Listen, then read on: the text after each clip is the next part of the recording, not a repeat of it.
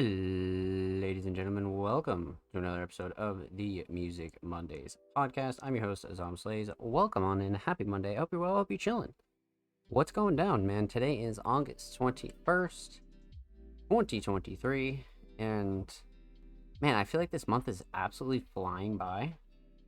Like, I feel like it was not that long ago where I was like, yeah, first episode of August. And then all of a sudden, blam, here we are. We only got like less than 2 weeks left of August, so it's like, holy shit. But welcome. As I said, I'm your host, Sam Slays. Happy Monday. A really good show for you guys planned. Tonight we have a decent amount of submissions.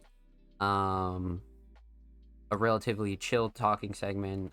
Some weekly updates for you guys. You guys know the drill. So let's get right into this, shall we? So, first things first, we're gonna go over our weekly recap. We're gonna talk about things you might have missed at Music Mondays over the last week or so. So, episode 134 of the Music Mondays podcast is live on all platforms, including audio platforms such as Spotify, Google Podcasts, and Apple Podcasts. Of course, you can find all the episodes of the Music Mondays podcast available on our YouTube channel right now as well. So huge shout out to everybody that's taken us on the go and everybody that's running us up over on the YouTube side of things. Thank you, thank you, thank you. When should you perform a show? YouTube upload is available right now on our channel. That's a exclusive segment that we went over last week. In case you missed it, I basically broke down a lot of the details on whether newer artists should perform a show or not, the benefits, sort of. The do's and don'ts and things like that. So that's a really good segment if that's something you were ever curious on. So definitely go check that out on our YouTube channel as well.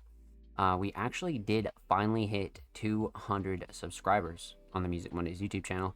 The only reason I haven't formally announced it yet is because we're sitting at 200 even. So as many of you guys know, as soon as you announce things like that, it usually dips under like 200. It'll be at like 199 or something like that.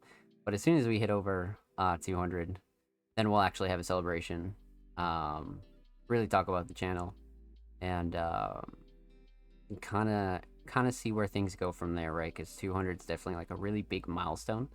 But again, if you haven't subbed to the channel, definitely go do so. We upload 2 times a week, every Thursday and Saturday. Full podcast episodes, exclusive segments, underground tips and tricks, and a whole lot of really good stuff is available on the Music Mondays YouTube channel. But yeah, definitely go check that out if you missed it. Music Mondays Radar Check number 2 is available on all of our socials. Now, if you don't know what the Music Mondays Radar Check is, you're about to find out. So, essentially, when it comes to the Music Mondays Radar Check, that's a post that we have across all of our social media, essentially collecting a bunch of people that we may or may not have heard about. Essentially checking our radar. So if there's somebody that you think we should be covering on the Music Mondays homepage, if there's somebody that you think deserves a little bit of spotlight on Music Mondays, definitely go check out Radar Check and go tag them, go show them some love, and let us know who you think Music Mondays should be looking out for. So, that takes us to about Friday. And many of you know that we had a crazy weekend of articles, man. I think we dropped like 3 pieces over the weekend. So let's break those down. We kicked off with Friday, and Jaded, our brand new Music Monday staff writer, actually published their first piece this last Friday. They did an interview with an artist known as Red Wizard. That's actually a really solid read, and Jay's a writer where I was definitely curious on how their first piece was going to go. And interviews like that are some of my favorite just because they're clean, straight to the point. There's not a lot of like word soup and things to be like overdone. So I'm a real big fan of the Red Wizard interview. So if you missed that one, definitely go check that one out and go show Jay and Red Wizard some love. So that takes us to Saturday, where Arctic, our other Music Monday staff writer, actually came out with an article reviewing Scott Delta and Astral Trap's latest project, Summer of No Love. Now, this is one where Arctic actually worked their ass off. This is a really really detailed and again straight to the point kind of review. Um, so again, huge shout out to Arctic for not only working so hard on their pieces, but actually being very enthusiastic and really excited to see their pieces go live. So huge shout out to Arctic, Scott, and Astral Trap. Um, so that takes us to about Sunday, where Lord Heretic dropped a small review on Chuck Mullin's latest track, When the Time Is Right. So this is a more of a short form review, as Heretic wanted to just keep it super straight to the point. And these types of smaller pieces, you'll see like every once in a while. I like to keep our pieces not super long, but not like super short either. So I like to kind of keep the mark like right in the middle. But again, Heretic got straight to the point with this one, and that's another really great entry for the Music Mondays archive. So again, huge shout out to Lord Heretic and Chuck Mullin. Yeah, so 3 big pieces over the weekend. So definitely go check those out if you haven't seen them already. Allmusicmondays.com has all the information that you want. So, and again, just huge shout out to the Music Money staff team. I just want to take a second to show our crew some love, and I encourage you guys to definitely go check them out and definitely go show them some love. They work very hard on their pieces, and if you're ever interested in getting anything done with them, definitely go check them out and get in contact with them. They are very very friendly for sure. So the other piece that we dropped on Sunday, SoundCloud Sunday volume 96 is available on our SoundCloud.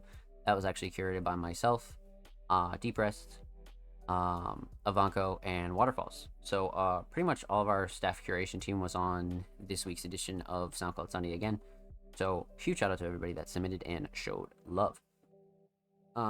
Again, SoundCloud Sundays pretty much become our bread and butter. So huge shout out to all you guys that always support SoundCloud Sunday and are always super excited to not only submit tracks but to actually check out the playlist. The playlist is becoming more and more popular for people that don't even make music, right? I find people enjoying SoundCloud Sunday that are outside of our space. So I do think that's like a really awesome thing, and really ultimately the goal for something like SoundCloud Sunday. You know, especially for people that are looking for like new music and things like that. And there's so many listeners out there that just don't know about certain parts of the underground. That's why SoundCloud Sunday is super important. So again, if you ever get placed on SoundCloud Sunday, definitely share the playlist with your mutuals, share it with your friends, share it with your family. We have 96 volumes at this point. So there's bound to be one playlist for somebody out there that is really just hitting that sweet spot, you know what I mean? So again, SoundCloud Sunday Volume 96 is available on our SoundCloud right now. So make sure you go show love to everybody that submitted and everybody that showed love. Let's get it, baby. So, there's one other thing that I wanted to discuss. I'm sure it'll come back to me. But regardless, that about takes us to today, Monday, August 21st, 2023.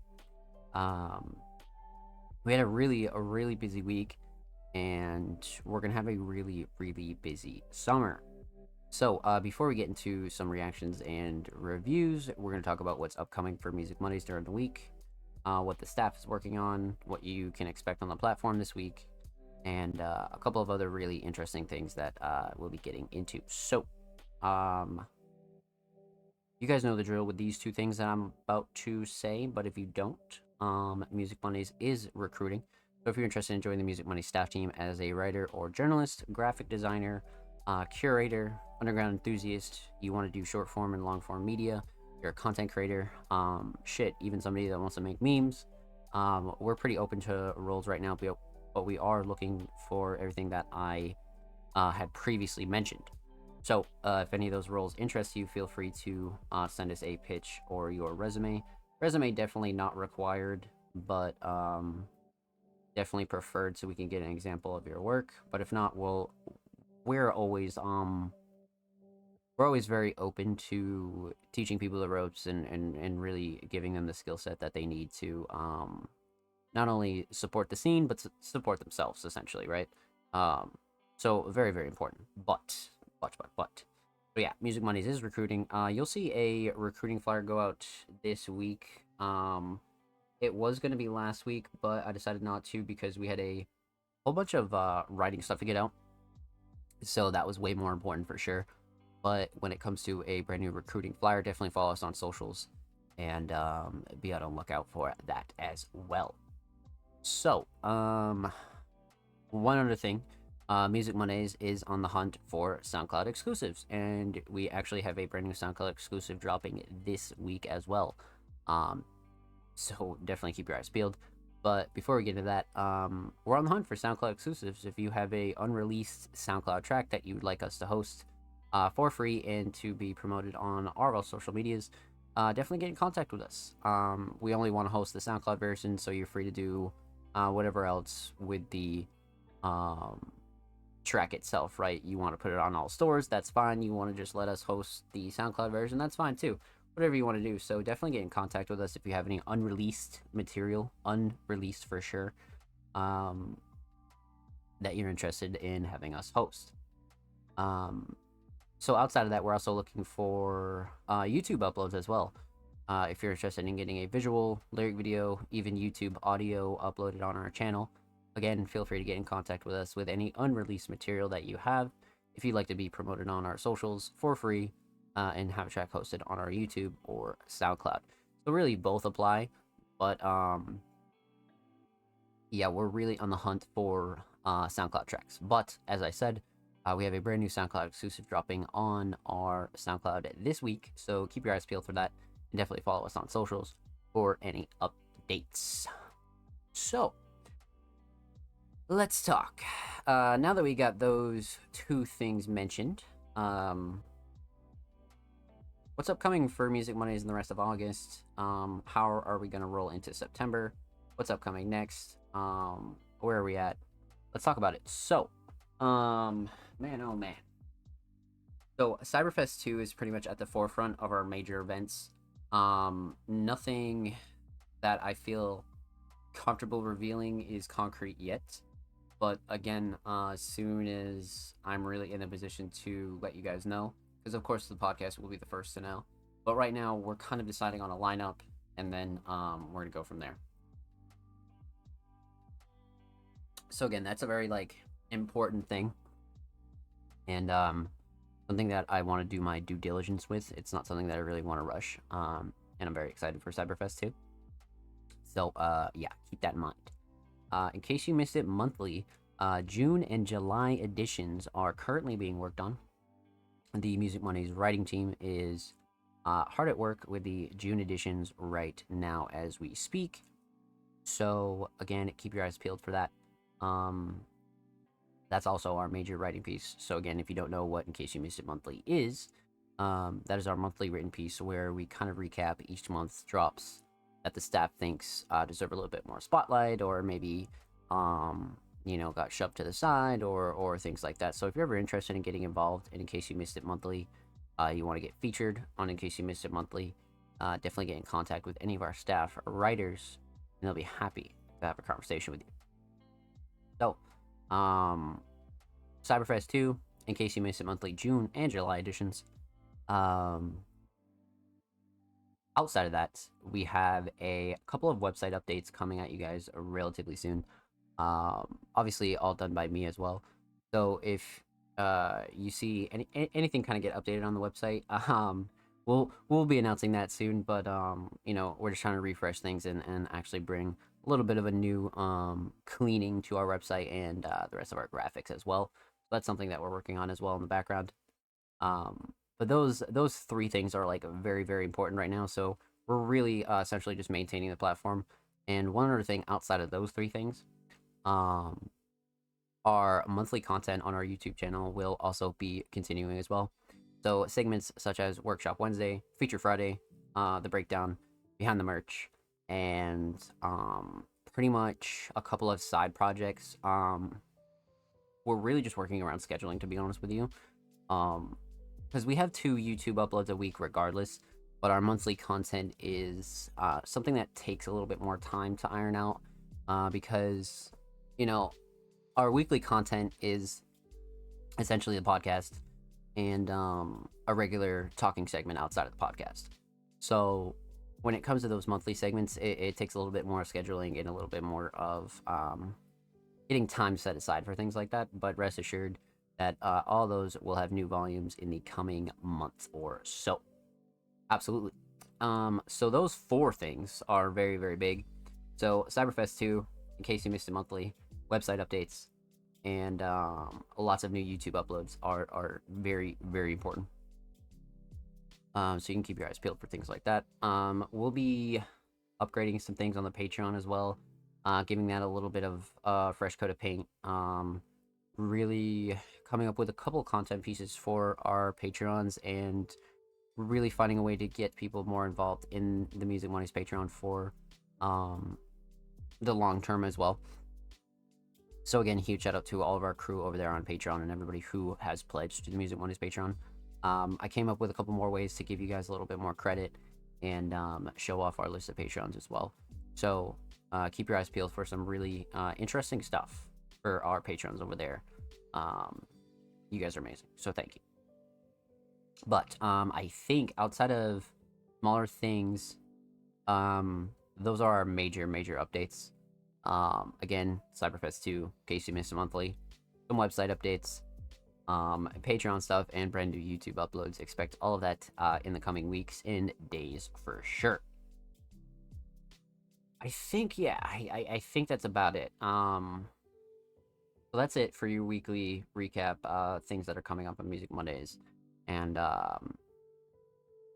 stuff to watch out for. So, let's talk.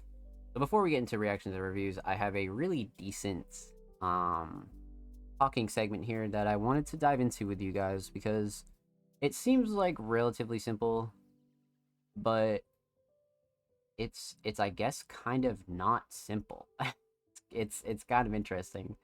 So many of you guys know we talk about a wide range of topics here on the Music Mondays podcast, but some of them are more complex than others. Some of them are very long-winded, but I feel like this one is going to be relatively easy to get across, but it's something that you got to remind people of because I think it's very, very important. So, what are we going to talk about?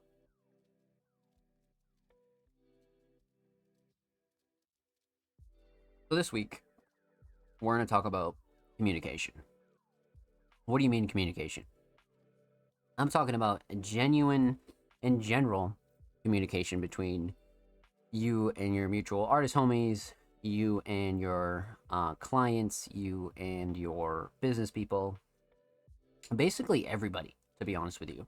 This could even really apply outside of music, but for the show purposes, we're just going to talk about strictly in a music and artistic creative fashion. Communication is key. Why is communication important, right? Right off the bat, if you're ever going to take this even remotely seriously, your communication skills have to be somewhat up to par. And that's really going to matter for more than one reasons, but I think one of the biggest ones is actually just respect.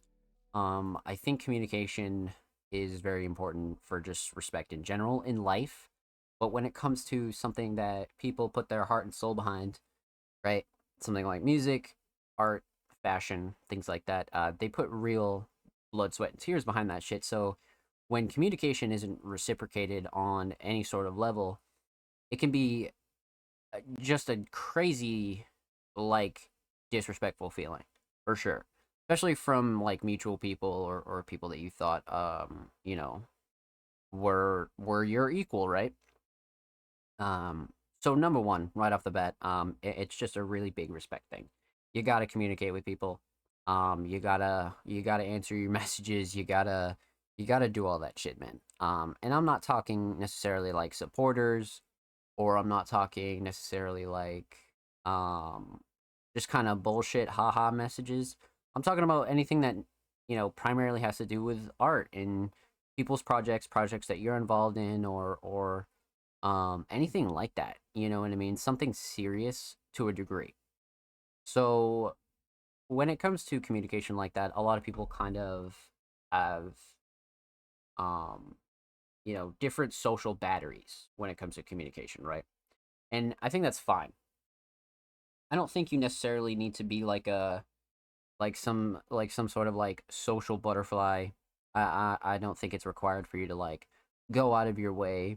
But if you're at least gonna take this, like I said, at least semi seriously for yourself, because like if you don't care, then you don't care. This topic definitely doesn't apply to you, right? Like if you just don't give a fuck and you just um kind of truly like don't care when it comes to that sort of shit, like that's fine. Like that's on you. But for the people that kind of like do want to expand horizons, network with new people, meet new people, reach new levels and things like that, really try to just expand.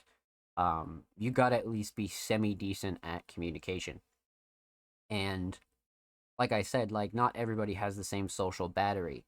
Not everybody has the same amount of bandwidth, right? To be able to just talk to people all day, all night, answer messages 24/7. A lot of that shit can be draining, and some people just aren't. Um, they're just very antisocial. You know what I mean? Which I think is fine. Um, because you can kind of still communicate, but still keep to yourself like relatively well. So it's like, okay, in what situations does that like ultimately really matter? It's really gonna matter in situations where you're working with other mutuals, right? Um, you could be waiting on vocals, you could be waiting on a beat, you could be waiting on somebody to work on your beat, and they're not answering, they're ghosting you, they're not saying anything. It's been days, it's been weeks. Things like that can only be frustrating, but like after a certain point, you get a little bit disrespectful, right? And I don't think a lot of this shit needs to get to that point as to where people start to feel disrespected, just from a lack of like communication. And I think that's a really common place for people to go because again, simply people just don't want to communicate. And I think that's whack. You know what I mean? Like you really like not even for the reputation of your stage name and maybe not even your brand, but just you as a human being. Like don't be that person where you're leaving people on um radio silence, for a feature or a collab or this or that. That's just one scenario, right? Because that's just, with your artist mutuals. And again, sometimes people go through shit.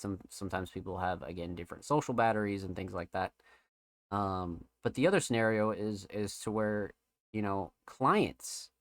You're talking about people that pay you money to do a service for them or people that you're paying to do a service for you, right? That's the other case where I think communication is very fucking important. Like you have no right to try to do any kind of business in this space and not communicate with people that spend their hard-earned money with you. You know what I mean? And I think that's just a very like disrespectful thing in itself. Um just in life in general, but that's one of those cases where again like your communication skills got to be semi decent if you want to keep up a good reputation for yourself and you want to get people to like trust the real genuine you. Like if you're just out here being a scumbag, then by all means go be a fucking scumbag because there are scumbags out here in the world, right? But if you're at least looking to like do good business and do right by people, communication is like the number one thing. Like a lot of problems can be solved just through communication alone, for sure.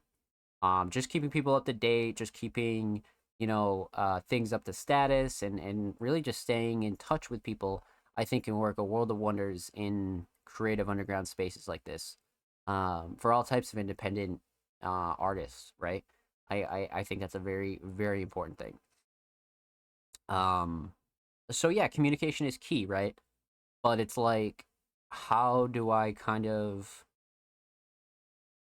how do I kind of get around that if I'm not very social? If I'm very kind of like keep to myself, I'm very like I'm very much just like solo dolo. I'm very much like I don't really like talking to people, right? It's like how how do you kind of get around that? Well, the way that you can actually get around that is really setting aside some time for yourself. I think setting aside time for yourself is a very like important thing to do here when it comes to um, communication and whether you're really like quote unquote bad at it, right? Because it's something that kind of comes with time, right? I also think people soften up to the idea, and some people are just forever like just like antisocial, and I think there's room for everybody here. But when it comes to like that pure communication, I would schedule a time once every 24 hours, no more than 24 hours for sure, um to just go through and answer a bunch of messages, you know what I mean, and have conversations for a bit, allocate some time to like drain that social battery, and then kind of go back and do your thing, right? Go back to the studio, go back to drawing and painting, go back to a whole lot of things like that. So yeah, again, that's how I would really get around that if I was the type of person that didn't really like talking to, because I think, to some degree, nobody likes talking to people all the time. Sure, there's going to be like those like crazy like social butterflies that just love talking to people. And then there's people that just like, some days they love talking to people and some days they're like, "Bro, I don't even want to speak." You know what I mean? So it's different for everybody. This is definitely again not really a one size fits all kind of shoe, but I think everybody can definitely allocate a couple hours per 24 hours to respond to messages, whether it be your artist mutuals, your clients, potential people that you might have wanted to work with, things like that. I think really getting yourself in the habit of doing that is super beneficial. I never really struggled with being like antisocial like that. Like I definitely enjoy my alone time personally. Like I definitely like to take like a good like 8 hours to just like decompress. But like I mean shit, like I stream 6 days a week. You know what I mean? So that's like a very big part of it is as to where I'm not like a overly friendly person, but I'm definitely a very like I have no problem talking my jaw off for sure, but it's not the same for everybody. So it's not really something I necessarily struggled with, but it's definitely something I've seen a lot of people struggle with around me. A lot of people have told me about, you know what I mean? Because again, it's just different for everybody. So, um, that'd be my one major takeaway is like, regardless of whether you're like totally social and you have no problem talking to people, or um, you're kind of antisocial and you kind of keep to yourself. This kind of works for everybody. Get yourself on a schedule. You know what I mean? No matter how quote unquote sociable you consider yourself, allocate a couple hours per day, every 24 hours, to just kind of respond to messages, respond to emails, respond to DMs, respond to texts. You know what I mean? Get on FaceTime calls, do whatever you got to do. Um, and then you can kind of just go back to like really like chilling out and doing your own thing, right? And just kind of relaxing and keeping to yourself. Because I think both are fine. I think being very sociable is like a really good thing, but um, being like relatively antisocial is also not a problem. So I think both are very important, and that'd be my main thing is to just get yourself on a schedule for sure.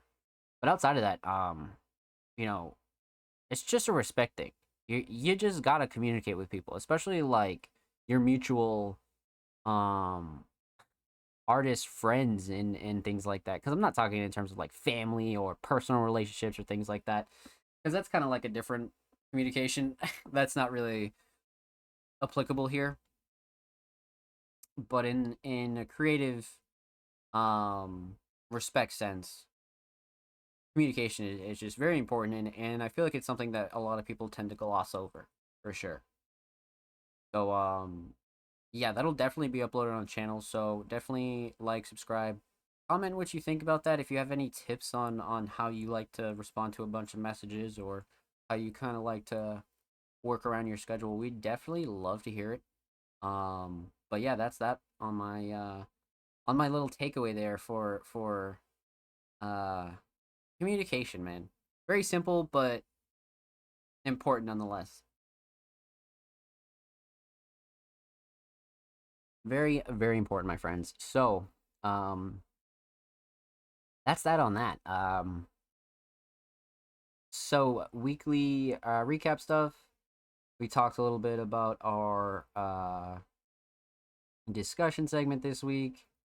So what's up next? You guys know what time it is, and if you don't, we are definitely about to get into it. So let's get into some reactions and reviews. Many of you guys know tweets are always in the same formats, and if you're new here, you're about to find out.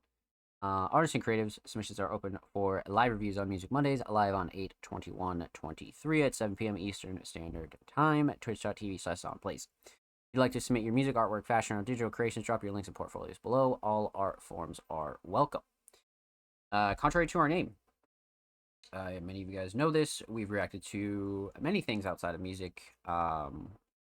Production, vocals, fashion, graphic design, art design, writing, YouTube edits, you name it, we have literally reacted to it.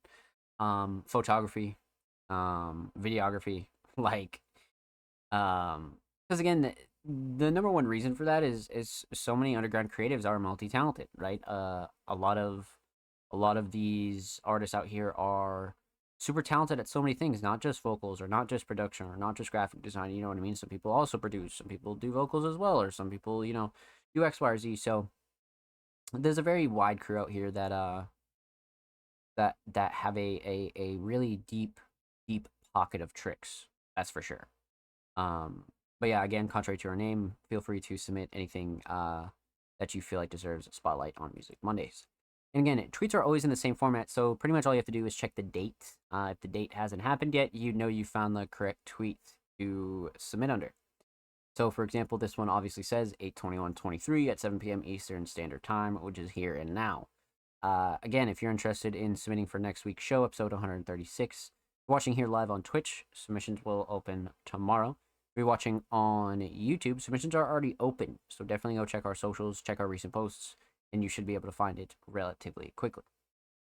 And again, all art forms are welcome. For our show limits, so many of you guys know Music Mondays used to be super reckless, and we used to go hours and hours and hours. And for a weekly live show, it eventually just became not practical to really run any longer than like a 4.5 hour show, because even watching those back is a little bit insane. They could definitely be longer for sure, but you know, we we ended up capping at about 4 hours, because again, we are a weekly live show. Not many platforms have a weekly show, never mind actually being live. So that's one thing that, just seemed way more practical and put a lot less pressure on myself and the staff as well. um because I, have done the show for, I think, the last 134 weeks in a row. You know what I mean? So um when it comes to 5, 6, 7 hour shows every Monday, just not feasible. And this just seemed like a good way to really balance everything out, and really give like a healthy, decent show, but also kind of put a little bit of a limit on it, and really make the show palatable to watch back. Because even if you don't watch all 4 hours, it's still not that bad to just kind of like throw in the background and things like that. But anything longer than 4 is a bit much. Arguably, 4 is a lot. You know what I mean? So that's why we kept it at 4 for sure. And of course, submissions are always free. They always have been. They always will be. The only thing that we do ask is that you're following Music Mondays on Twitter to be eligible. Again, not only to pay respects to everybody that submits to the show every week and waits for their submissions to be reacted to, but to help spread our message, right? To help grow our platform, and to help really reach newer artists, and really continue to grow Music Mondays the way it's meant to be grown. So again, since we don't charge and we never will, that's the only thing that we do ask, is that you're following Music Mondays before you submit. Um, so again, back to the 4 hour show kind of limit. You might think, okay, well, if there's more than 4 hours worth of submissions, what about the people that have their submissions kind of missed? Well, that's where the Patreon came into play, and Music Mondays launched on Patreon, with a wide range of rewards and really exclusive content for our patrons over there, but the Music Mondays Fast Pass is available on the Music Mondays Patreon. A very important exclusive piece of content that is only available again through the Music Mondays Patreon. If you're a Music Mondays patron, you are pretty much given access to the Fast Pass, which allows you to submit to the show and get your submission played first each week that you're pledged to the Music Mondays Patreon. So usually the pledges are on a month-to-month basis. So again, you'd have pretty much about 4 weeks of getting your submissions played first here on the show to essentially guarantee your submission gets played. Because again, if the show tends to, become a bit longer and sometimes we might have to miss out on some submissions, this is a surefire way for you to guarantee to have your submission played first each week. So, if that's something you're ever interested in, definitely go check out our Patreon. And that's not the only thing that we have over there. We have a bunch of really decent and cool rewards for each of our Patreon tiers. And then on top of that, I came up with a couple of really interesting things that I'm going to implement for our patrons over the course of this week. So again, that's something that's always evolving. And if you're ever interested in the Patreon, definitely go check that out, and huge shout out to our Music Mondays patrons. So that's the deal on submission, my friends. When do we open submissions, how you can guarantee your submission to be played, all that good stuff.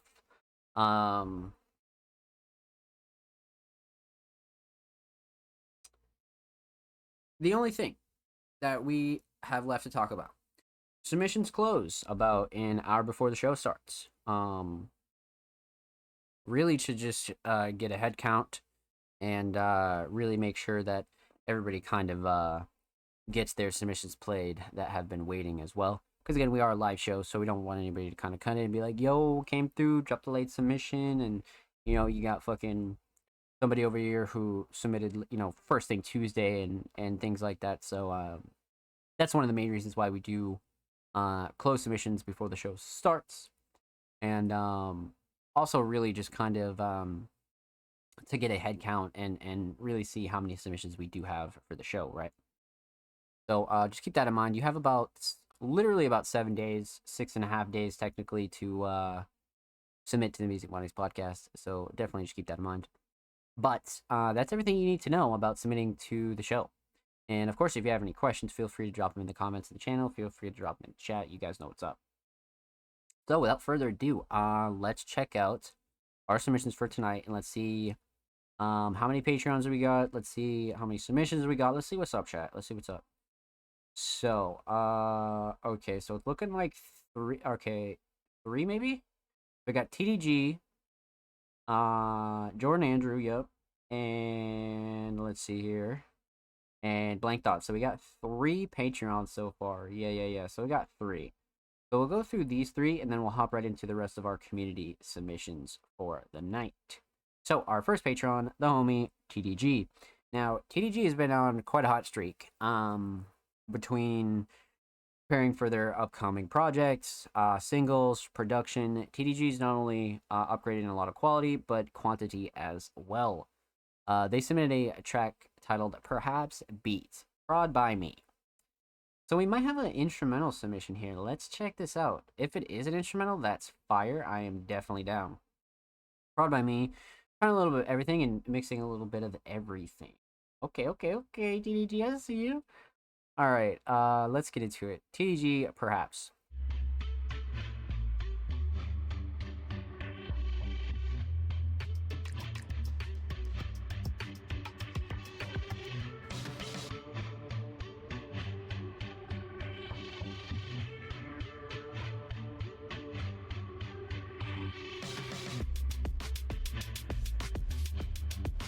Wow.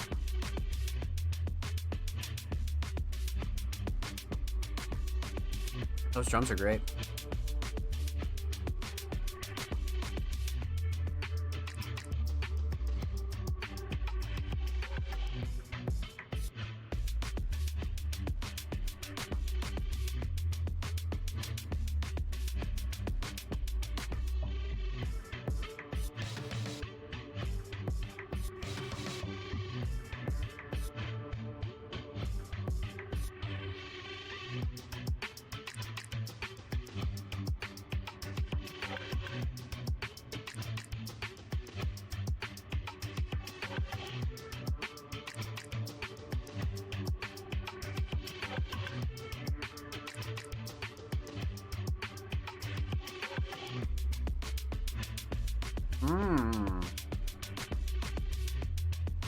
Damn.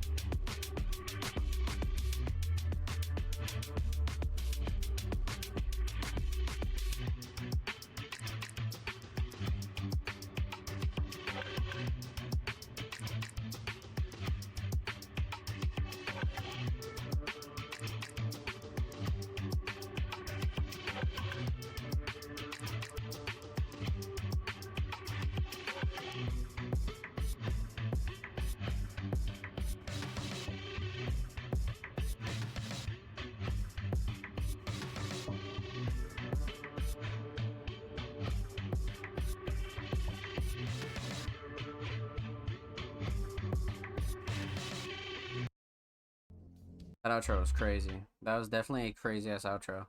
Okay, well, let's talk about it, man, because this was a trip. This was definitely a trip for sure. Trying a little bit of everything and mixing a little bit of everything. I definitely agree. This was definitely a mix of everything. Um, had like an alt rock canvas, but there was like really solid like elements of pop and trap and really just like fast paced kind of aggression, which is awesome. Um, let's break this one down. We're gonna talk about three things here. We're talking about the instrumental. We're talking about the overall theme, and of course no vocals. So we're gonna talk about two things. Let's talk instrumental. So the mix is fucking stellar. Um, Particularly because there's so much going on in this track. There's not like an overwhelming amount of things going on in the track, but there's a fair amount of sounds and a fair amount of things that could always like overlap frequencies and kind of get in each other's way. But I think TDG did a really good job kind of mixing this down and really making sure everything is kind of sitting properly and really has its own space. You know what I mean? Very important, very very important. But this mix in particular has one of those like really crisp, well-rounded, very leveled out kind of mixes for the track that it is. Um, so very solid mix nonetheless. Sp- Speaking on the instrumental, of course. Um, Shining Star is kind of interesting because like the melodies here play a really big part, but the drums and the structure are like such a big like part of this track's energy and hype, if you will. I definitely feel like it's very much bouncy and still hard hitting. Um, I'm big on the melodies here for sure because they're very like TDG kind of sound selections and very much like futuristic. Um, just a very like alternative approach, but it's the drums. It's the drums that really just were kind of on point for me here. Like the drums almost let you absorb the melody more. So if these drums weren't as good as they are, maybe the melody would kind of like take its place. But I feel like you can enjoy the melodies that much more because of these drums and how like fast paced and bouncy and hard hitting they are. Even down to the sound selection, I think the sound selection itself is still like really fucking solid. So definitely the drums for sure. Definitely the drums. Um, let's talk theme here. So, published 18 hours ago, relatively new, but when it comes to aesthetics, this is a very like interesting approach. Very like simple, but like has like that watercolor like old fashioned painting look. And even if it's just like a temporary cover for now, like I definitely think this choice in particular like brings that like otherworldly kind of like different atmosphere vibe that TDG is like very very much like settling into. Um so I like this choice. I like this choice a lot, definitely. Definitely. Um Overall theme. I mean, obviously not like a super strict standout theme, but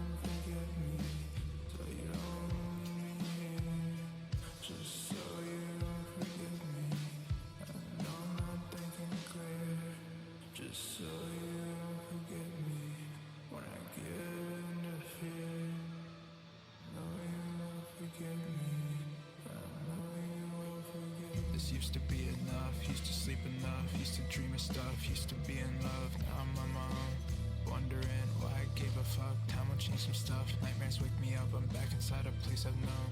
I can't make it up, I'm half the size I thought I'd grown. Just to shake it up, I close my eyes, turn off the phone. This used to be enough, used to sleep enough, used to dream of stuff, used to be in love. Now I'm on my own. Nightmares, I lost control, it starts to domino. I hate that there's a place for me, that sometimes I just gotta go. It's safe to say the start of day, the start of all my problems. So if I don't end today, I might just finally go and solve them. No nightmares, I lost control, it starts to domino. I hate that there's a place for me, that sometimes I just gotta go. It's safe to say the start of day, the start of all my problems. So if I don't end today, I might just finally go and solve them. No.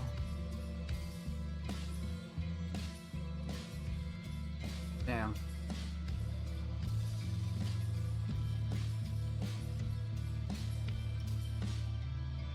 Just so you won't forget me, so you don't leave me here. Just so you don't forget me. Damn. Okay. That was very like had you in a trance for sure, actually, for sure. Dad boy AJ, what's good? Welcome on in. Happy Monday, my friend. I hope you're well. I definitely have much to speak on here. So, let's break this one down, my friends. We're gonna talk about three things. We're gonna talk about the instrumental, talk about vocals, talk about the overall theme of Nightmares. So, let's talk instrumental. I like this mix a lot, actually. It has this like drowned out but like super equal kind of feeling to it. Like, it's almost like it's like slightly distorted, but it has this like front and center kind of feeling. Like, I like the mix for this instrumental a lot. Um, it has a lot of space for vocals, right? And it has a lot of space for drums, but it's so prominent. Like, I feel like mixes like these are like super underrated.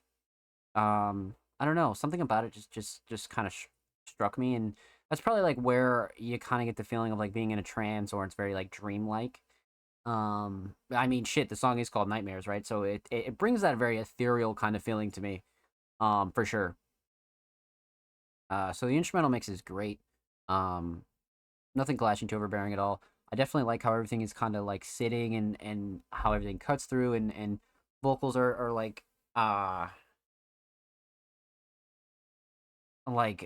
just sit nicely, like no gripes, no gripes at all. Strictly speaking on the instrumental, for sure. Um, Instrumental Shining Star. I mean, there's a lot of ways that you could go. I feel like the melody is super front and center, is a great canvas for everything. The drums bring a nice element of kind of cadence and bounce. But structure is kind of underrated here, I feel like. I feel like structure you could really like underrate it a bit. Um, for an instrumental that is almost 3 minutes and 30 seconds, I didn't kind of get the feeling where it's like this is kind of dragging on, or it's like a little bit repetitive. No, I feel like this was split up and structured like really nicely. So for that reason, I'm gonna go ahead and say structure for the instrumental. Um, it's just one of those things that's very underrated about this track. Sound selection's a close second though. Definitely sound selection. Um, let's talk vocals. So vocals. Vocal mix is great. Especially throughout the whole track, right? Because we kind of have like a more calmer Jordan Andrew, like in the start of the track, and then in the later half we have the more like passionate, heavy on the delivery Jordan Andrew, and it's a bit of like a style and mood change up, if you will. So I definitely feel like Jordan nailed it when it comes to the mix. Mix is one of those things where Jordan has really had that on lock for quite a while, and really is always evolving it as well. I think evolving the mix is super important, and Jordan's always like expanding and really making their um vocals just always mature. You know what I mean? There's always new horizons here. So that's what I really like about these as well. But again, nothing clashy, overbearing. Everything sits nice. Instrumental cuts through nicely. Brings that nice ambient, ethereal feeling that you kind of get from the instrumental as well, for sure. So the mix is solid. Vocal shining star. This one's kind of interesting, right? Because delivery and flow and cadence are like a super big deal here.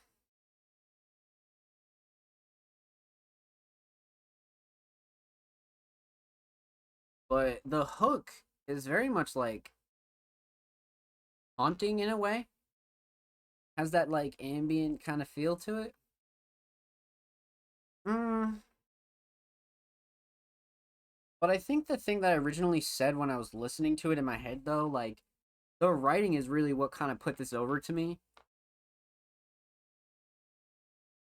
So it's like the couple things I really like about this, but I think it's the writing because like the hook is very like well performed, but the writing overall throughout the whole track just kind of like put it over for sure. So instrumental solid, definitely structure. Vocal solid, definitely the writing. Close second, definitely the hook. The hook is brings that like ambient feel to it. So let's talk theme here. So aesthetics. I mean, what's not to like? You know, Michael and Jordan Andrew and Make More Creative Junk kind of go hand in hand. I really think that this is like a slightly different direction though, and especially for this one track that we haven't heard off this EP, I feel like this is a very good art direction. It's cold, it's not too like sinister, but it brings that like element of like blue and like obviously no pun intended, right? Because you have this blue shade here, but it's a blue feeling, right? And it's a very like blue kind of like ambient, ethereal, kind of like slightly scary kind of track, right? It brings that element of like eeriness, and I feel like this is definitely not only a project worthy cover, but kind of matches that track's tone, uh, pretty well, pretty well. So, overall theme, um, I mean,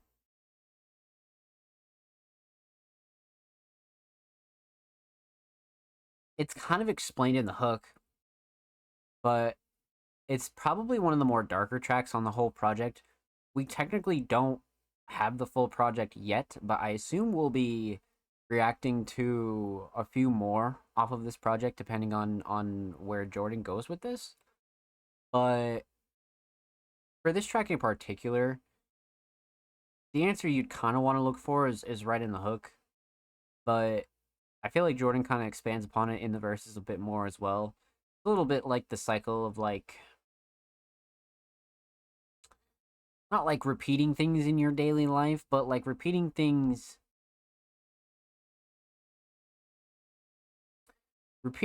as you're growing can seem very monotonous. And that's one thing that Jordan always acknowledges in their music is that while they can continuously grow, yes, a lot of this will seem like a cycle at first. It seems like this weird sick kind of cycle that doesn't really end. And once you kind of like step out of that, it's way more positive, but Jordan kind of rides the line of like realizing that they're progressing for the good, but also realizing that it can lead you down some pretty dark paths when it comes to like dealing with a lot of life shit as you're trying to better yourself. So when it comes to tracks like Nightmares, it's like very easy to get behind because we've all been there, just in our own different ways, right? And even if you can't really relate to it or resonate with it, I definitely feel like it's a track that you can appreciate. Um, just because of how original and unique it is, in the aspect that like it's somebody writing about something that's so honest, but like so true. Very true. So well done. Well done. With that said, a huge shout out to Jordan Andrew. Thank you so much for the submission, my friend. Much, much love. Make sure you follow Jordan Andrew on SoundCloud, man. They are 8 followers away from 80. Go get him to 80. And of course, make sure you follow Jordan on Twitter. They are literally 3 follows away from 340. Go show him some love in the bird app, man. And of course, every artist featured in today's episode and every episode will be linked in the description of the YouTube free upload. And of course, make sure you subscribe to the Music Mondays YouTube channel if you haven't already. We're approaching 205 subscribers on the Music Mondays YouTube channel, my friends. We finally hit 200 submarines, but like I said, I don't want to formally celebrate yet. Just because that's how you'll probably just hit 199 and then you're like, shit, I shouldn't have said anything yet. So I'll wait until we get a little bit more past that before we actually talk about it. But of course, like I said, make sure you subscribe if you haven't already. We're approaching 205 subscribers on the main channel. We upload 3 times a week, every Thursday, every Saturday, full podcast episodes, underground tips and tricks, exclusive segments, community updates, a whole lot of good stuff's available over there, man. So go show the channel and these artists some love. And if you already have been showing the channel some love, you've been dropping likes, you've been dropping subs, we appreciate you. And thank you, thank you, thank you. So, huge shout out to TDG and Jordan Andrew. Those are 2 patrons of the night, but I believe our last patron of the night is the homie Blank Thought, Music Monday staff writer and very, very talented alternative producer. They submitted a track titled Heatwave One Take Live at the Shack with Question ATL and Blank Thought. Now, we actually interviewed Question on the Music Mondays website not too long ago, I think less than 2 months ago, so definitely go check that out if you're interested in learning a little bit more about Question. But I'm definitely excited to see what's good with this. So we've reacted to some live audio before as well. That's definitely a very common thing for us here on the show. But definitely not from Question. And I'm really excited for this. I'm not gonna lie to you, Chief. So we got 1:34. Okay, let's get into it. Question ATO Blank Thought Heatwave One Take live at the Shack.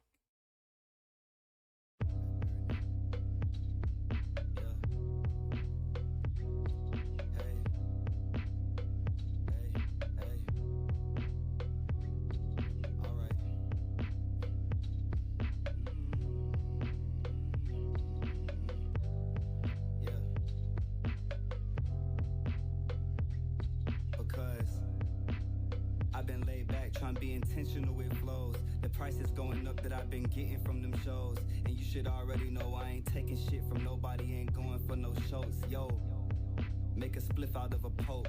Remember all them days I used to kick it on the poach. But still I told you I ain't taking shit when they approach you. If you coming with that, you be quick to turn the gold swole. Not trying to be violent, but still I'm rising. I promise I'm only honest when rhyming. I put it all in my time and it's quantized. If you ain't heard it yet, then realize it's all vibes I imbibe. Little wine, little bit of something inside the soda I vibe. No matter to the time I die, I gotta fly. If you ain't heard of me yet, it's Question ATL, nigga. I do this for God, but still I'm raising hell, nigga. I could leave it there, but I'ma say more. I realize even as an adult I could play more. I'm blowing up on beats as if I was a fucking Claymore. What? Yo. Okay. Got on threads today and got 100. But I ain't trying to be superficial, I'm still wondering. Roses relaxing, the drums thundering. Yo, Blank, I see $1 billion coming. That should just stop right there. That's Oh shit, bro. What the fuck? Okay. We got some special shit right here. Wow.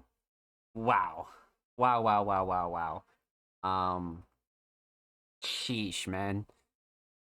Okay. That was amazing. If that was really live audio, that sounded like A1. Like that sounded really crisp. Really fucking crisp. So you guys know the drill. Let's break this one down. We're gonna talk about 3 things here though. We're gonna talk about the instrumental, talk about vocals, talk about the overall theme of Heatwave. So, man oh man. let's talk instrumental, because this is a blank thought kind of like, what's the word? A blank thought special, if you will. Because blank thought has slowly become one of the more talented in the community that kind of has simple this simple way of making instrumentals, but they're so filled with personality, and you know, Blank Thought's one of those artists that really proves that less is more. You can really like. There's just so much room for the artist. There's so much room for you. Like I don't know. Sometimes the more simple instrumentals just it just goes such a long way, man. They really do. Um. So shit. Okay. Let's talk instrumental though, for sure. The mix is great. Nothing clashing to overbearing. I love the way the drums sound. Mel's great. Nice and level. That's one thing you can always expect from any track that Blank Thought is really involved in. A super nice, well-rounded, and crispy mix. Again, not really a surprise or a shocker, but something you always want to point out, right? So very important. Um, Instrumental Shining Star. The drums all day. The drums. Like, I love the Mel, but the drums just had that like old school but like modern feel, because like that old school hip hop feels like pretty easy to imitate, but you don't want it to sound like super old. You want it to sound at least a little bit more modern and refreshing and more classy, if you will. And I think Blank Thought does a really good job with that, especially with their sound selection and kind of how everything's placed. And I noticed that they just never have an issue with that. So that's one thing I always want to point out for sure. But definitely the drums, the shining star, absolutely. Um, let's talk vocals here. Question absolutely fucking murdered this. Like what even is there to say? This was a minute and 34 of pure destruction. Um, but let's start off with the mix though. The mix is great. Especially for like a live audio kind of version. Like this is like crisp, clean. Like I don't think you can ask for anything more. Like this is a fucking like really well mixed kind of approach here. So the mix is on point, definitely crisp and clean. But the shining star with the vocals is wow. It's like kind of hard, right? Because I love the writing, but flow, cadence, and delivery are like out of this world. So I'm really torn on the two. Like sometimes when I think about it, it's very clear. Like, oh, okay, like you know, this is like way better, or like this like struck me harder. But this is a track where I'm kind of like, fuck.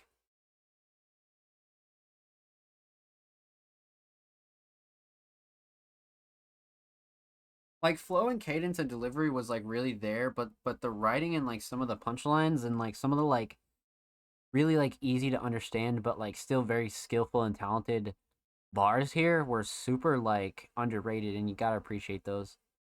So for that reason, I'm probably gonna go writing. To be honest with you, writing was like such a big deal here, such a big fucking deal for sure. Um, so instrumental solid, definitely drums. Vocal solid, definitely writing. Flow and cadence is a close second though. Let's talk theme. So aesthetics. Blank Thought.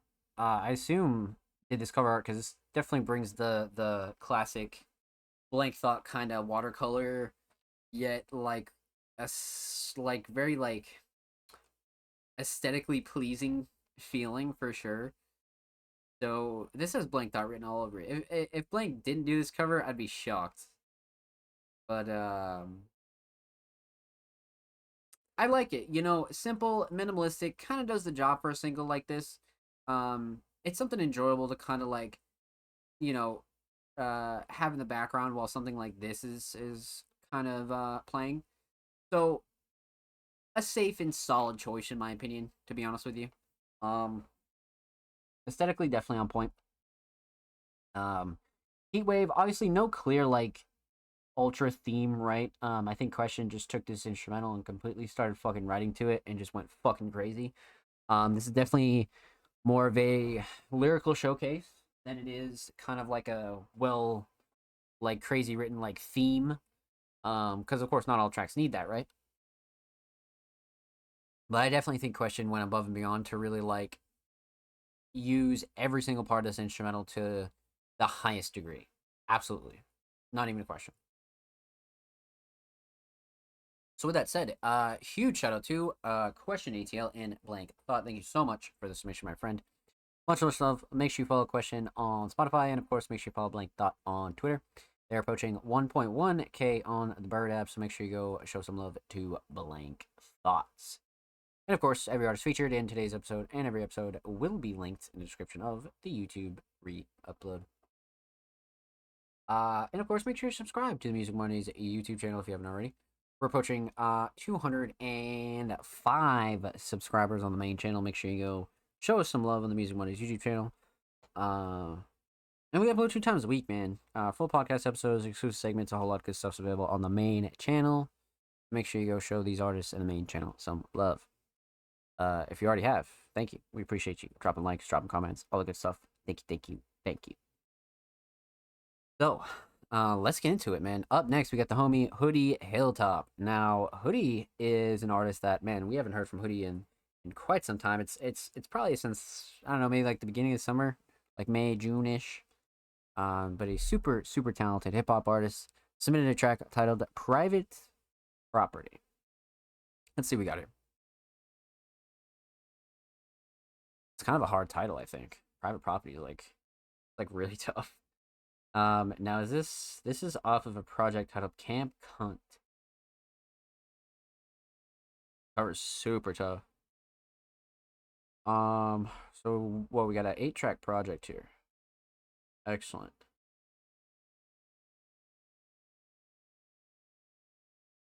Okay, let's see what we got here. All right, let's get into it. Hoodie Hilltop, Private Property.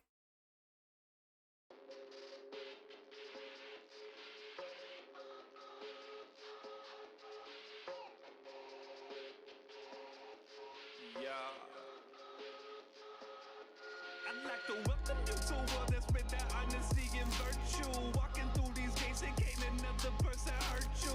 Welcome to a world embracing you being the worst you. Wandering through this maze of path that's built on being the first through. Welcome you to a world that's spread that honesty and virtue. Walking through these gates and can't another person hurt you. Welcome to a world embracing you being the worst you. Wandering through this maze of path that's built on being the first through. Bitch, I'm back to the bone. Got pissed when I heard your ass on the phone. You mad and alone. Take a Uber then a kick. Go dash. You get home. Put the gas. You get done. Matter of fact, you was swagging every damn flashback that I had from a jet to the day that your man was grown. Holy shit. Now, bitch, don't stare at me wrong. I'm hanging that patch on the back of your coat and attaching it to a trash can where it goes. All grown assholes, all grabbing their phone. Never step it out now, but y'all leave me alone. But I'm panicking, thrown with the raggedy rappers in the pack of the bowl. But they actually flow. The way that the rappers all tacky and gross. I'm gonna slam my jack to the back of your throat.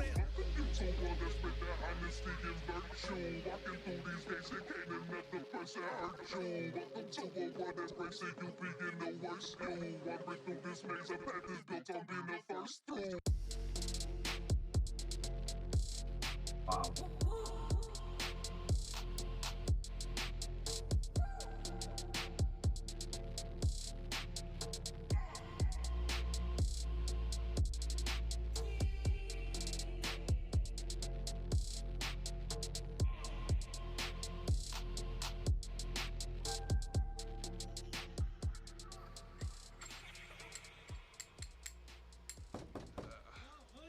Oh shit.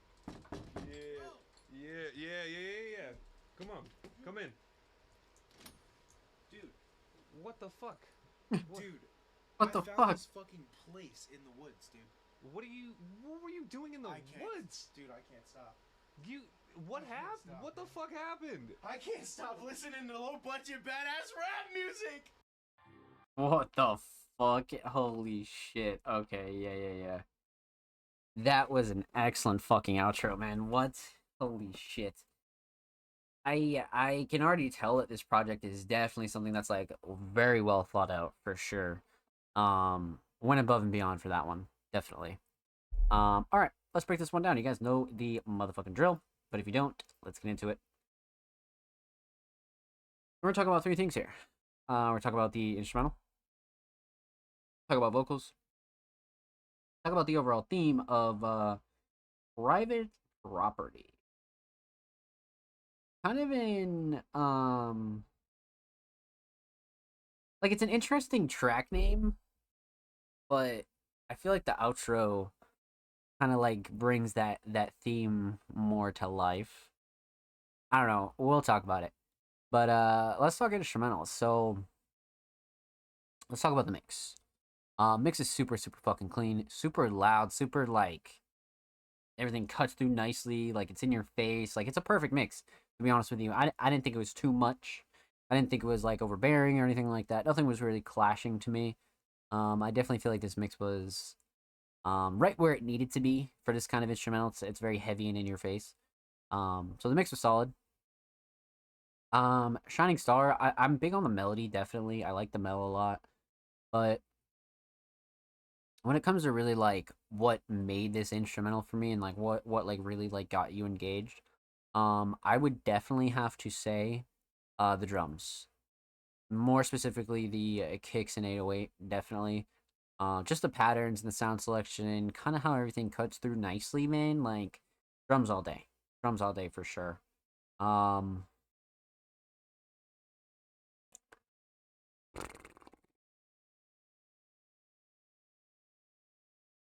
So let's talk vocals here. So when it comes to vocals, the mix is fucking great. From everything that we've heard from Hoodie, I've always been a pretty big fan of their mix. It's very like loud and raw and like in your face, but it's super crisp, super leveled. Like it's not like raw in the aspect of it being like kind of just rough. I definitely feel like it's really crispy and like raw in the aspect that it's like very honest. Definitely.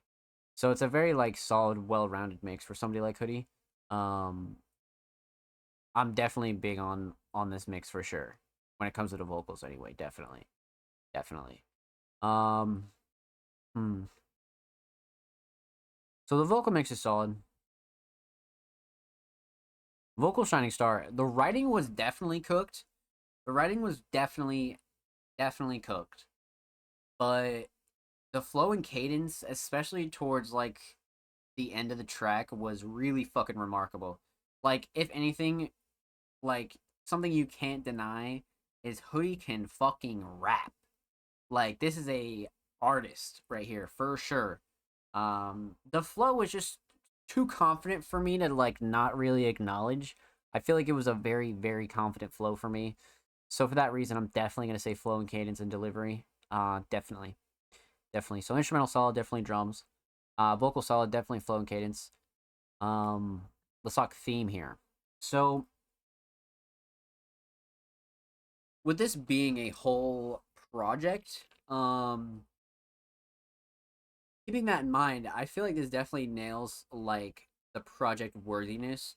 It's super unique too. Like it's very attractive to the eye, and it's one of those covers again that like the more you look at it, the more you like kind of like find more details, and it's just this insane collage of Hoodie, and like the quality of it is really what like puts it over for me. Like it's definitely like 1080 super quality for sure. So I'm big on this quality, absolutely. Um, so project worthy, yes, definitely cover art on point for sure. Um,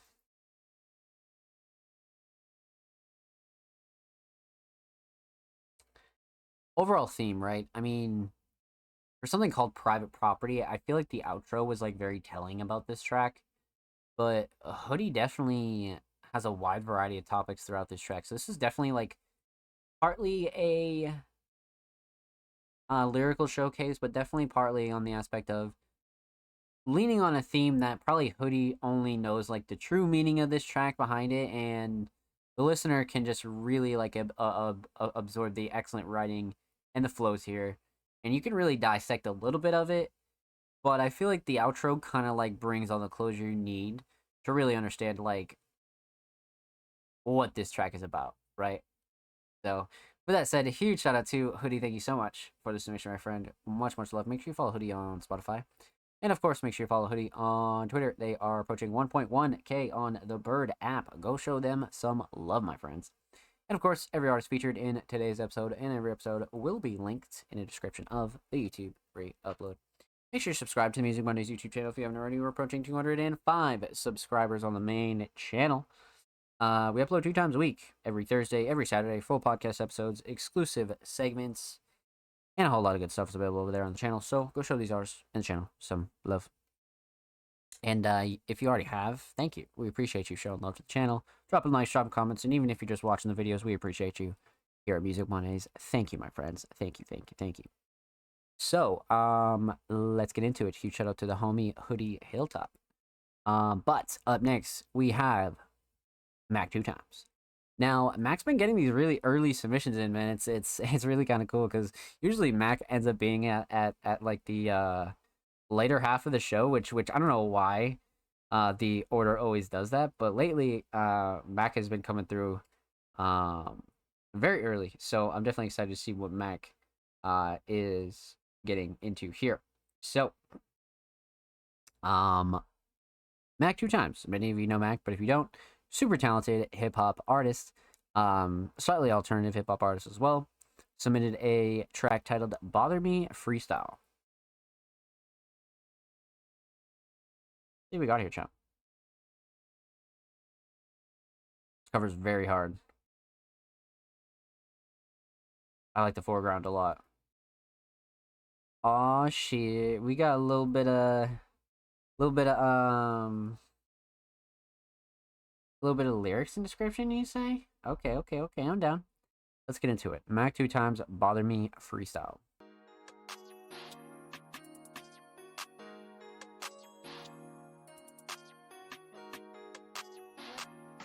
Will you do if I am infected?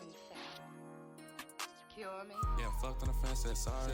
They said that she don't want no parts of me. I be shopping like I hit the lottery. Just to get everything that's some money. All this fake shit starting to bother me. All this lame shit starting to bother me. Tell shorty to hop in the car with me. They sucking me up, that she swallow me. I go up, man, I feel like I'm chosen. Tryna ball on these little niggas, the Rosen. Hit this bitch pussy, it's full like the ocean. Gripping on me, had me losing my focus. Let me in the club, no idea, I got motion. Girl asked me for bed, I just told her to throw it. Hit up my phone, she said, nigga, fuck you. Shorty, stop lying, that ain't do you both. I fucked up off the drink, ain't let nobody know. I was just hoping that no one would notice. Go to the bank and take out some dough. I needed way more cause the old ones told her. Bitch back up cause she getting too close. I don't care if she just wants someone to go home with. Just cause it was hot when I walked through the door. Got to grab my ice cause I need to be frozen. Need to be frozen cause it was hot when I walked through the door. Tell the bitch back up, getting too close. Go to the bank and take out the dough. I needed way more cause the old ones toasted. Okay. Oh, fuck?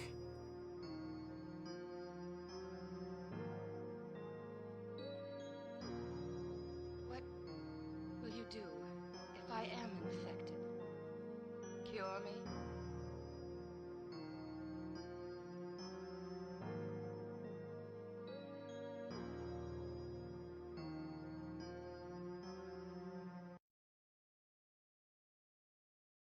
Wow. I like the structure of that a lot. I like how Mac kind of came in and like just kind of let this one rip. I'm very big on this one. I like this a lot. Like I feel like artists need more kind of chill tracks like this where they just kind of cook up something and drop it right then and there, right? Throw a nice little mix on it, get a cover, boom, you're good. I'm big on this one for sure, definitely. So, let's get into it.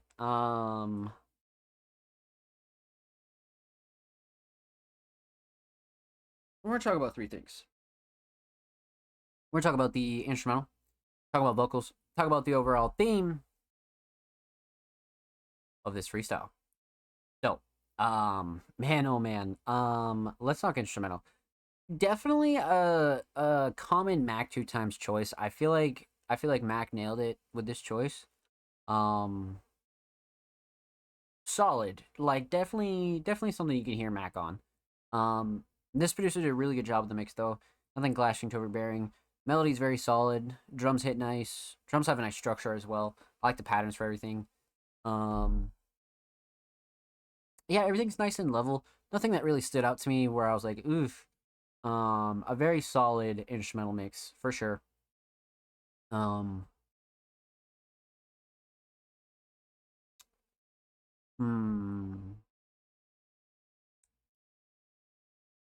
instrumental Shining Star. I'm really big on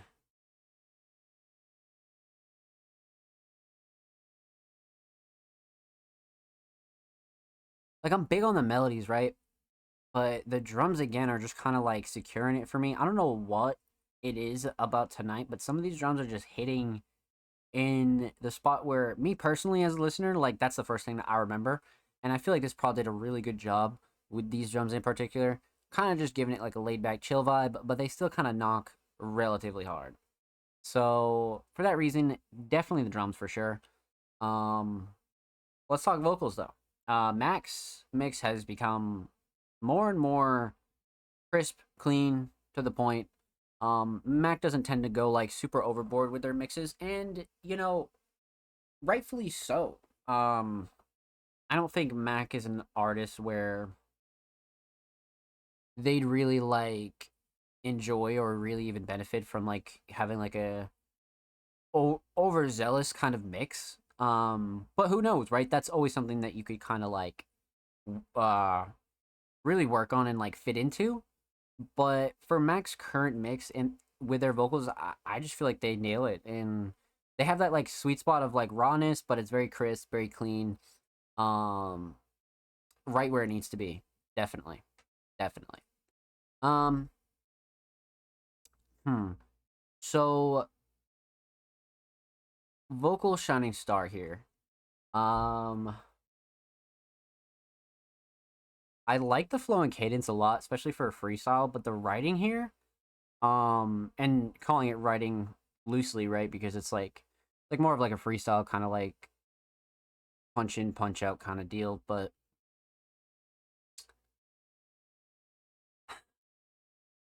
flow and cadence is right there though. Flow and cadence is definitely like right there for me. Um, yeah, I'm gonna go ahead and and definitely say flow and cadence just because that's like what's gonna make you replay this track like heavily. You're gonna want to replay this over and over again, especially when you kind of just have that flow set in. Definitely, it's just one of those for sure. But writing's definitely a close second though. So instrumental solid, definitely drums. Vocal solid, definitely the flow and cadence. But let's talk theme here. So aesthetics. We have another Mac two times cover that's really like super simple, but it kind of is like nailing all the boxes for not only a Mac cover but just a single cover. And I like the foreground a lot. The text is fine, and then the parental advisory in the bottom right always kind of does it justice as well, right? Um, so yeah, I think the aesthetics on point for sure. Um, Overall theme. I mean, considering it is like a freestyle, I definitely wouldn't say that obviously that this was like written with like a super clear standout theme. I definitely don't think that's the case. Um, I mean, maybe you could kind of like come in with a theme here and you'd be like, yeah, like maybe this is that, but nah, this is definitely again, very much a lyrical showcase and one of those tracks that you just need to appreciate the writing here and really just listen to Max flow and really just kind of take it all in for sure. So with that said, huge shout out to Mac two times. Thank you so much for the submission, my friend. Much love. Make sure you follow Mac two times on SoundCloud. They are literally 5 follows away from 30 on the cloud. Make sure you go follow Mac on Twitter. They are 2 followers away from 130. Go show Mac two times some love. And of course, every artist featured in today's episode and every episode will be linked in the description of the YouTube re-upload. And of course, make sure you subscribe to the Music Mondays YouTube channel if you haven't already. We are approaching 205 subscribers on the main channel. We upload 2 times a week, every Thursday, every Saturday. Full podcast episodes, exclusive segments, whole lot of good stuff's available on the channel. Make sure you go check out the channel and go show these artists some love. And of course, for those of you that already checked out the channel, showed some love, already subscribed, even if you just watch the videos, we appreciate you, and thank you. Jay, what's good? I hope you're well. Welcome on in, my friend. Happy motherfucking Monday. So, let's get into it, chat. We are about halfway through the show. So you guys know the motherfucking drill. We are going to take a quick commercial and bathroom break. But with that said, I'm going to need every single one of you guys to get up, go stretch your legs, go take a smoke break, go get a little snack, go get whatever you need to get, my friends. You know what I'm saying? Go get you a little something. And we'll return and we'll hop right back into submissions for episode 135 of the Music Mondays podcast. Stay tuned. We'll be back. And enjoy.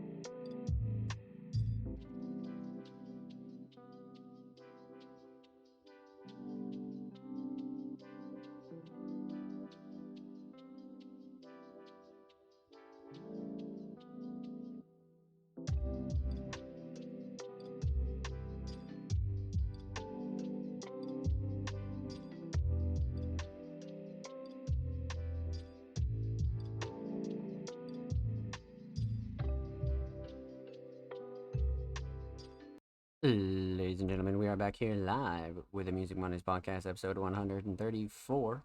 Hope you're well, hope you're chilling, but we're going to get right back into some reactions and reviews. So we left off with the homie Mac 2 times. Huge shout out to Mac, but up next we got the homie Braden. Now, Braden's been on a tear in 2023, especially in the later half, but a super talented alternative vocalist submitted a track titled Hypocrite. Let's see what we got. I am down for the cause. Let's see. Let's see what we got here, chat.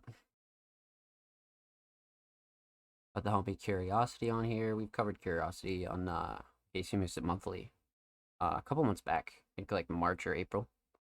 But let's get into it. Braden, Hypocrite.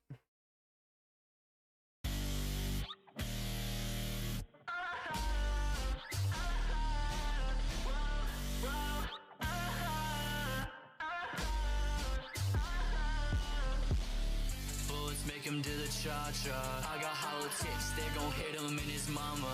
If you got a problem, say you got a problem. They were talking tough, so you know that I got them.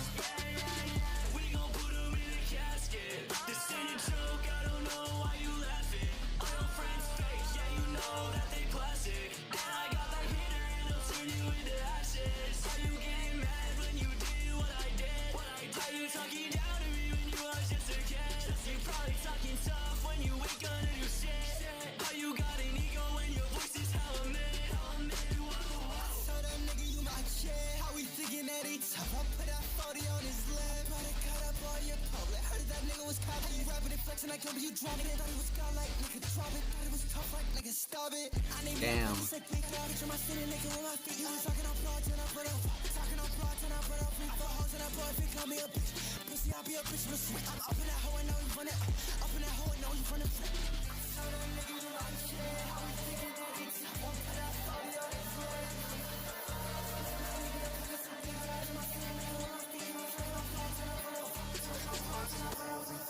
We gon' put him in a casket. This ain't a joke, I don't know why you laughing. I know friends fake, yeah you know that they plastic. And I got that hitter and I'll turn you into ashes. Are you getting mad when you did what I did? Are you talking down to me when you was just a kid? You probably talking tough when you ain't gonna do shit. How you got an ego when your voice is hella mid? Damn.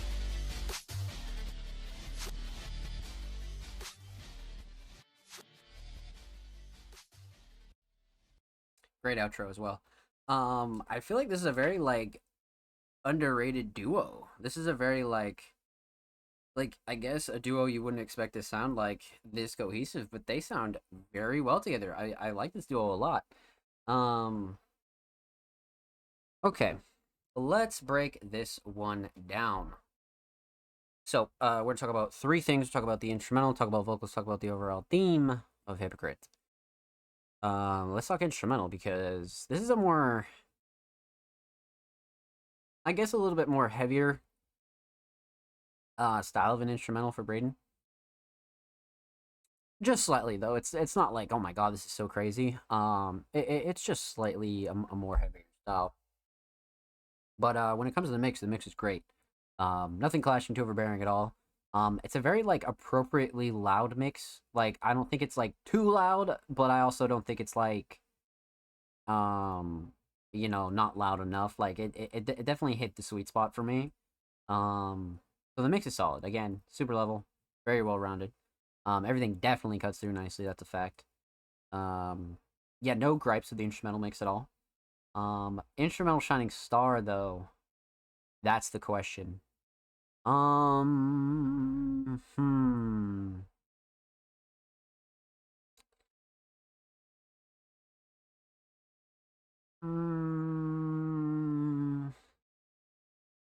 I really like the mel and like the overall sound selection here.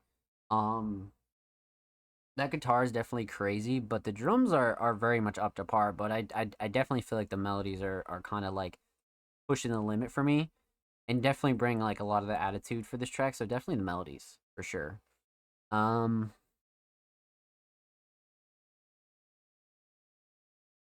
let's talk vocals. So Braden and Curiosity are on this track, and both of their mixes are actually like very again well rounded. Um, they sound very again cohesive on this track. Like they don't have like such a separate mix, or their voices are like so different as to where it doesn't sound proper. No, like I feel like they both blend really well on this. That's one thing I definitely want to point out.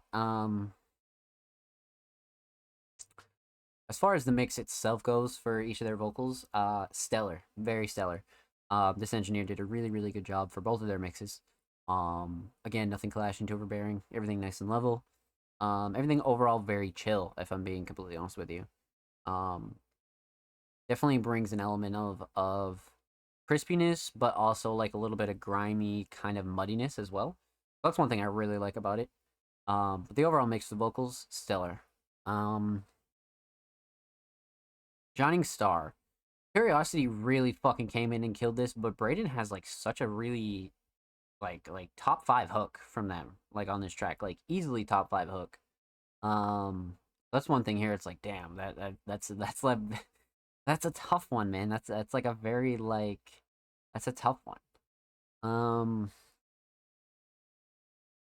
Because writing, yeah, right. Like I think writing for the both of them is very much important here. But this hook, man, I don't know. This hook definitely like brought me for a loop. Like between the performance and the writing of the hook, it's like, damn. Yeah, I'm definitely gonna go ahead and say the hook for sure. The hook is definitely one of the most like memorable parts about this. 100%, it definitely is. Definitely is. Um, let's talk theme though, because instrumental solid, definitely the melodies. Vocal solid, definitely the hook. But let's talk theme and aesthetics. Braden coming back with another kind of like low-key kind of like simplistic drawing here. And many of you guys know my appreciation for Braden's constant aesthetic consistency, if you will. This is another great one to add to the collection, because honestly, I feel like this one is a bit more like darker, if you will. Like the lines are a bit more kind of messier. Like this one's very different from the rest. So I like the expansion of them all, right? Like some of them are brighter. This one's all white. They're all like different in their own aspects, and I feel like this one was like uh in its own lane. Definitely in its own lane, for sure. So aesthetics on point, per usual. Overall theme. Um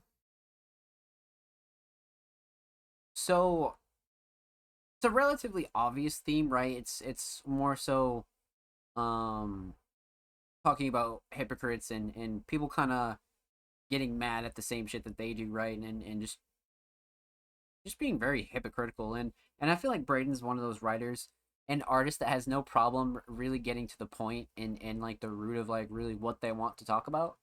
That's the other thing here is like Braden's very like upfront, and there was no question whether this was like a clear theme or not. And I definitely think Braden does a really good job kind of expanding upon these ideas as well. Um and really kind of like staying to the point though. You know what I mean? Like Braden does a really good job blending both aspects. Definitely. So with that said, huge shout out to Braden. Thank you so much for the submission, my friend. Much, much love. Make sure you follow Braden on Spotify. And of course, make sure you follow Braden on Twitter. They are literally one follower away from 40 or 11 away from 50. So go show them some love on the Bird app, my friends. And of course, every artist featured in today's episode and every episode will be linked in the description of the YouTube upload. And make sure you subscribe to the Music Mondays YouTube channel if you haven't already. We're approaching 205 subscribers on the main channel, my friends. We upload 2 times a week, every Thursday, every Saturday, full podcast episodes, exclusive segments, underground tips and tricks, and a whole lot of good stuff's available over there in the channel. Make sure you go show these artists in the channel some love. And of course, huge shout out to everybody that's already subscribed. Never want to forget about you guys, whether you're new or old, and you've been subbed to the channel, you've been dropping likes, you've been dropping subs, you've been viewing the videos. We appreciate you, and thank you, my friends. Thank you, thank you, thank you.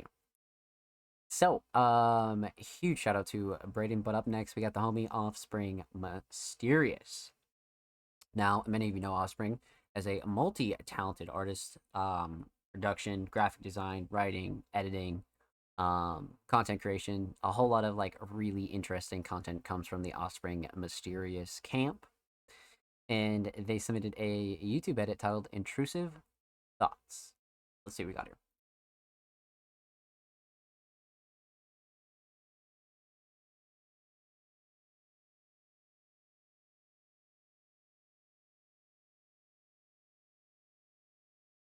So we'll max out this quality. Yeah, we'll go 720. Oh god, it's about to be crazy. It is definitely about to be crazy. Alright, let's get into it. Offspring Mysterious Intrusive Thoughts.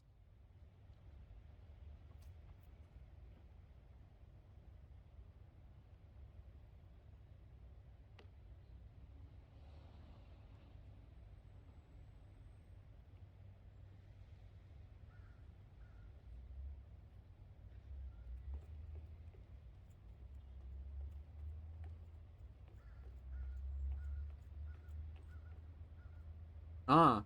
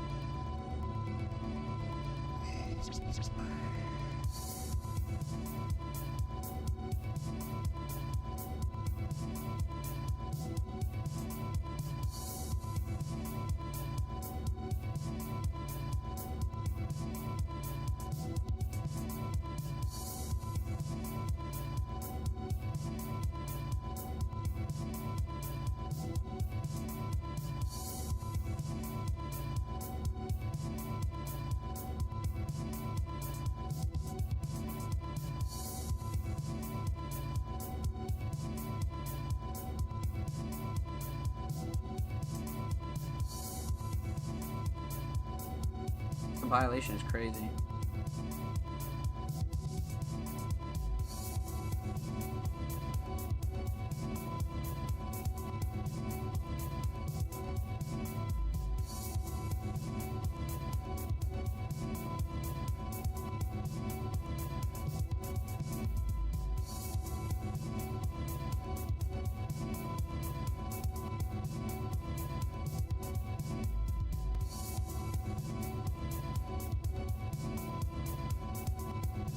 Dollar Spring.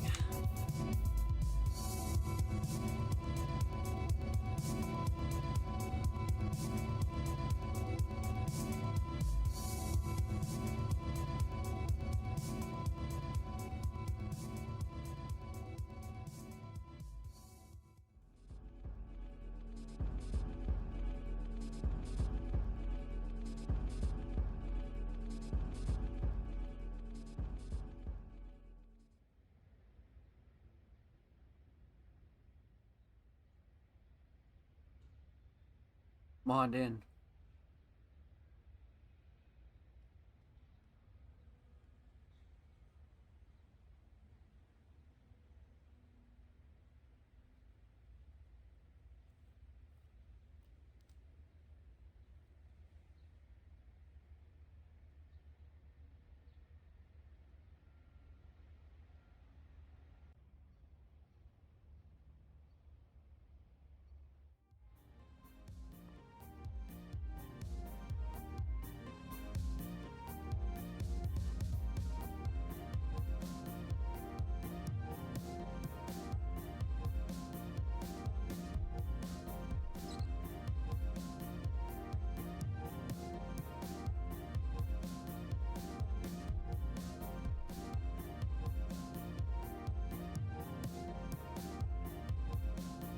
Shit.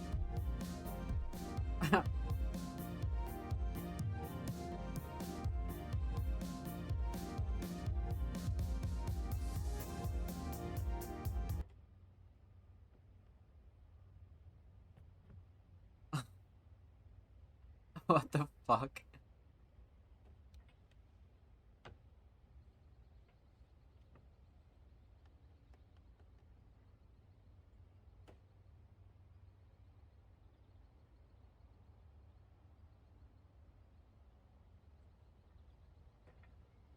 Shit.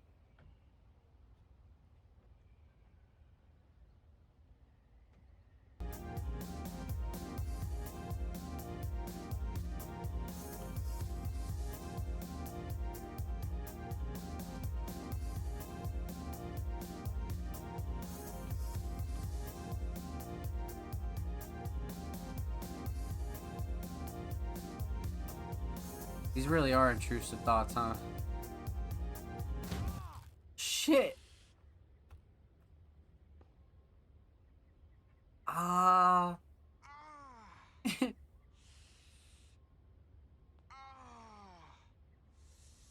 No way. No fucking way, bro. This is gold. Yeah, wait, nah, this is gold.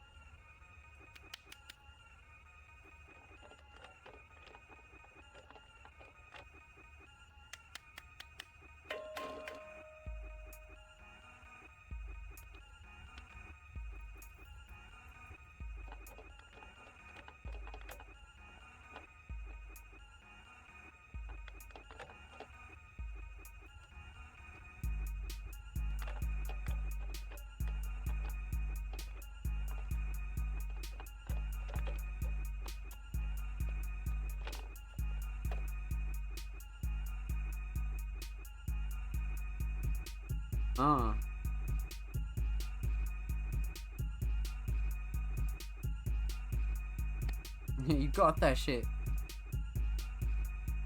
I can't fucking do it.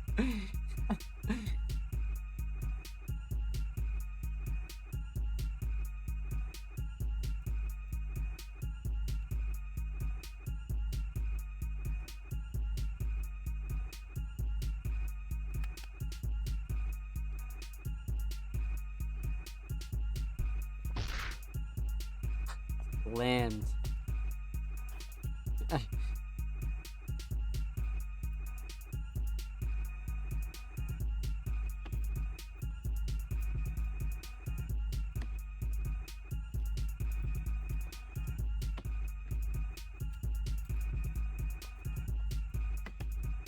Shit.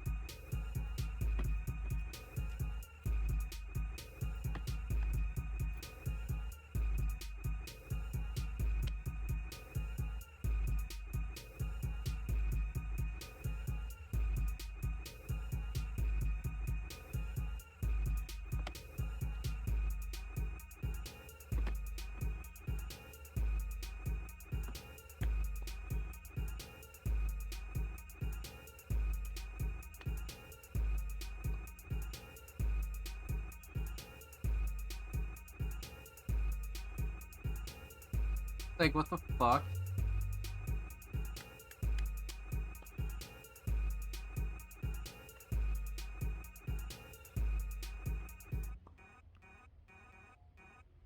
Oh yeah, I'm just scratching the surface.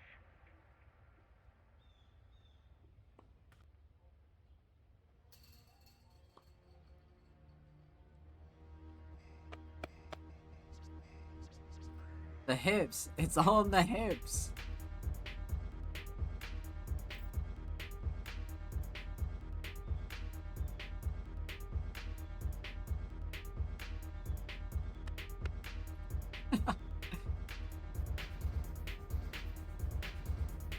Like, bro.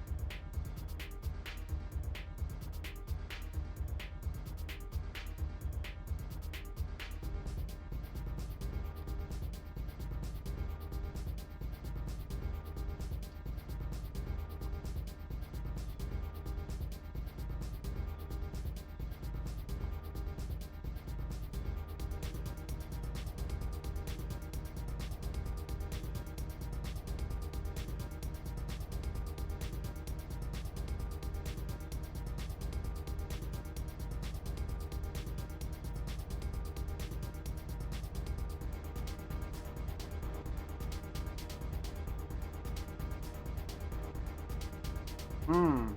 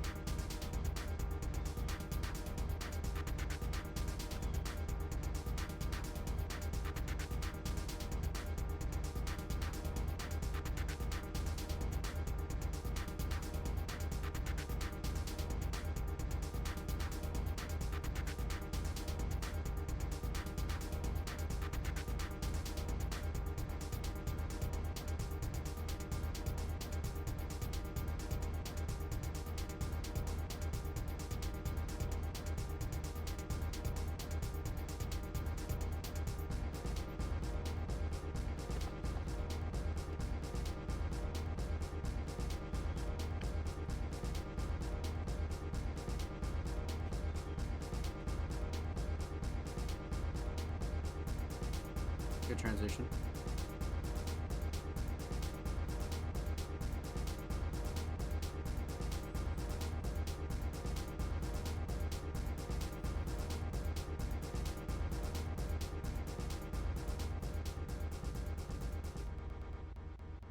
Oh, yeah. I'm just scratching the surface.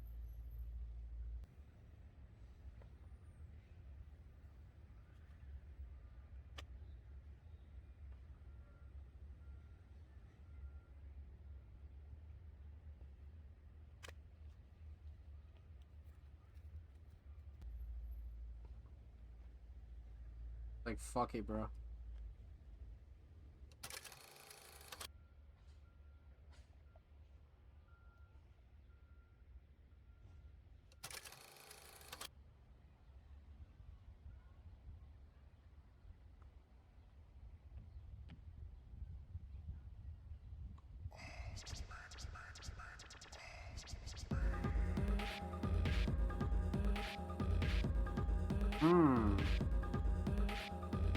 Dude, this is a perfect song.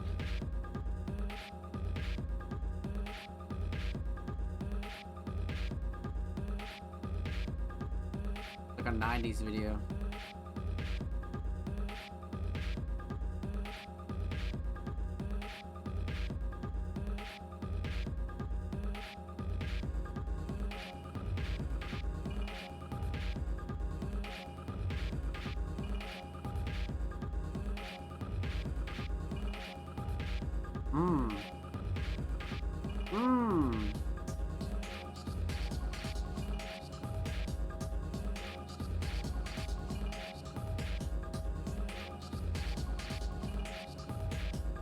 Colors right here are crazy.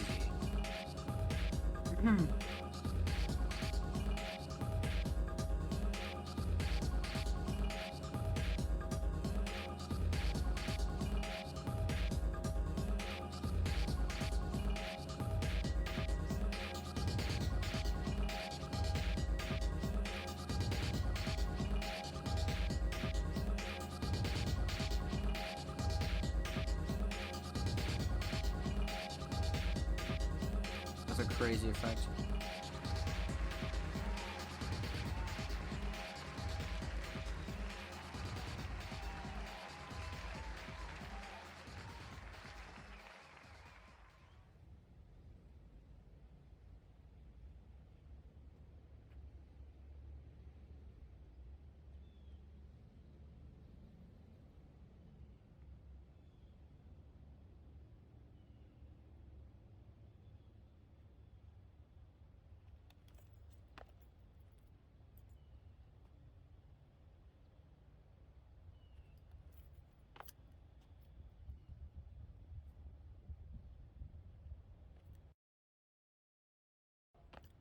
The slow-mo. The slow-mo goes crazy. Yeah, let's get it, Oathkeeper. Let's fucking get it. Hope you're well, homie. Welcome on in. Ah.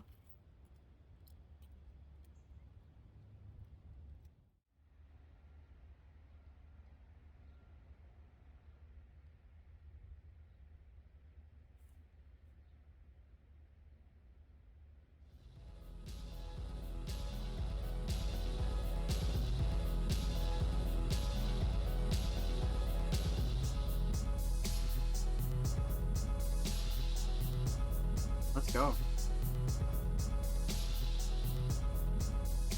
Well fucking done. That was like a short film, man. That was crazy as fuck. Holy shit. Well done, Offspring. Okay. Obviously multiple tracks in here, so we're gonna break down a couple things that I thought were noteworthy for sure. The overall concept in general, I thought was really fucking solid. Especially with the variety of locations and just like the goofiness of Offspring here is kind of top tier. Like we haven't seen Offspring this kind of outlandish in a couple videos, right? I think it would probably be like the last like 3 or 4 where we've really seen Offspring kind of go above and beyond, right? And really kind of put themselves in places where yeah they'd normally go, but I feel like the content behind it is much more detailed and you can dive into it a lot more. So that's one thing I really liked about this. And the close second would probably be the editing. Like a lot of these transitions and a lot of the newer effects that Offspring is using now really just elevate these kinds of edits to like a different level for sure. So realistically, the whole concept in itself, right? The whole kind of like training, going to the gym, like that whole aspect of it, I think is really, really fucking solid. But a close second, as far as the shining star, has got to be the editing. And like the small attention to detail is the other like really important part here. Like especially like this opening intro was kind of crazy too. Cuz like we've reacted to like a lot of these. So the intro was kind of like really insane to see. But a lot of these like later shots in this edit were really really fucking cool. Like this shot was really insane. And then this kind of reminded me of like a 90s video. This was kind of cooked too. And then the final shots here were like super bright, super vibrant, and for something for 16 minutes, I felt like this was like a lot of content. Like this was worth the watch for sure. So like anybody who's a first time watcher or listener of Offspring is definitely going to be intrigued to say the least. And then kind of the description is always jam packed as well, right? Because you have all the songs in order, and then all the socials, and then everything else going on. So it's really well put together, to be honest with you. This one's definitely one of the more, what's the word?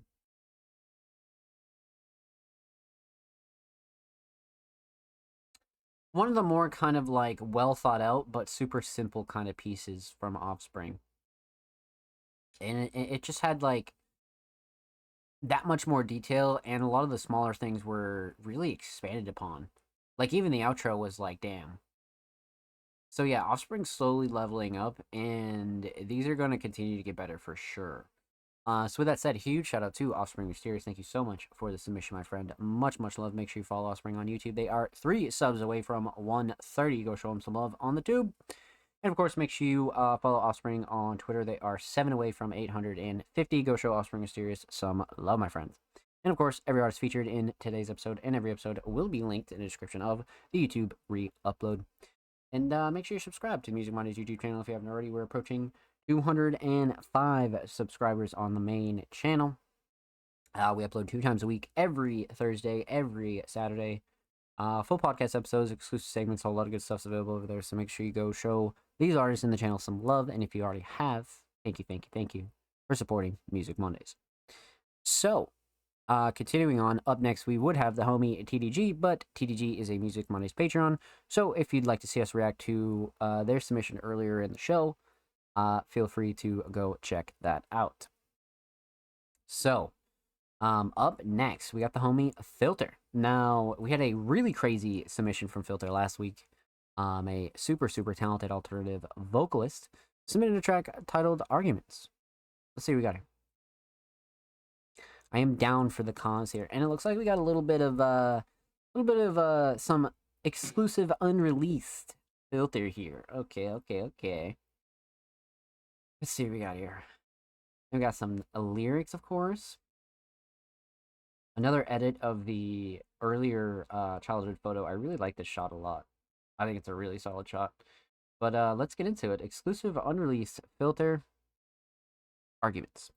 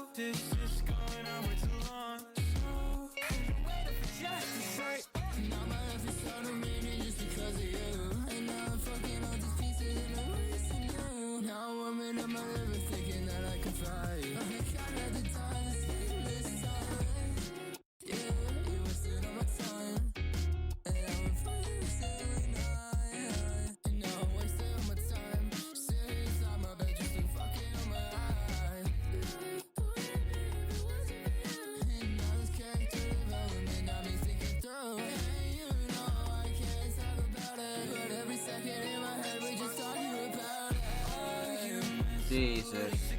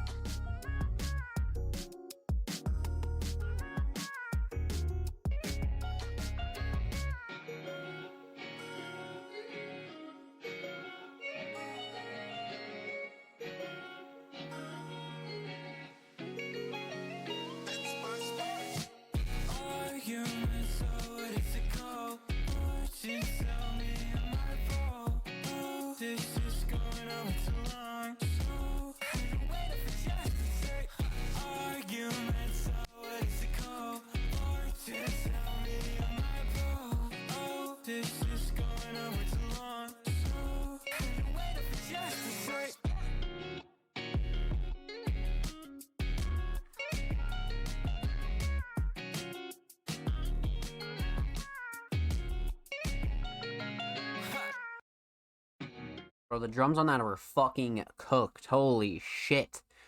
This fire, I completely agree. I completely fucking agree. Let's break this one down. So, we're gonna talk about three things here. Talk about the instrumental, talk about vocals, talk about the overall theme of arguments. So, let's talk instrumental because this is just like, come on. This is like a lot of this energy on this track is from the instrumental. Like, Filter does a really good job with the energy as well, but speaking strictly on the instrumental, there's so much energy here, for sure. Absolutely. So let's talk mix. Mix is great. Nothing clashing too overbearing at all. Mel sits good. Drums are really solid, has the right amount of kind of mud. Vocals sit nice, sound selection solid, like no gripes whatsoever. Especially with like the structure of the instrumental and how like in your face it really is. No gripes at all. Nice and even, leveled. Again, nothing like too crazy. Nothing that made me kind of like stand out or anything like that. No. Mix was very solid. But when it comes to Filter, that's something you can always usually expect. Not really a shocker there, but you always want to talk about it, right? Instrumental Shining Star. I love the melody here, but the drums are like, they kind of like pull in a new kind of feeling for sure. I think the drums are like on a new level here. Because Filter has always had like really solid fucking drums, but these drums in particular are very clean while also being like very hard hitting and they just sit very well in the mix. So for that reason, drums are definitely the shining star for sure. Let's talk vocals. So mix is great for both of these artists. I think both Filter and this feature sound insane here. Vocals sit nice. Everything cuts through nicely. I'm trying to think. I don't think there's anything that really stuck out to me that was a bit like off at all. I mean, the waveform kind of speaks for itself, right? I think everything's kind of placed really nicely, especially when you consider the vocals. And the drums just cut through like perfectly. So nothing I would really change for the vocal mix either. Just as clean as the instrumental mix. Everything's mixed together really nicely. Definitely. Vocal Shining Star, I mean, I want to say writing, because both of their writing was like super fucking solid, but I feel like the hook is what's going to bring you back. The hook is what you're going to really remember on this track, and the hook brings a lot of the bounce too. Like, the hook is super essential in this track, and that's not saying that the verses aren't equal, because they definitely are. I feel like the verses just really expand upon the theme in a really solid way. But the hook is something so memorable that you're going to take away from this track. So when it comes to vocals, definitely the hook. Definitely the hook.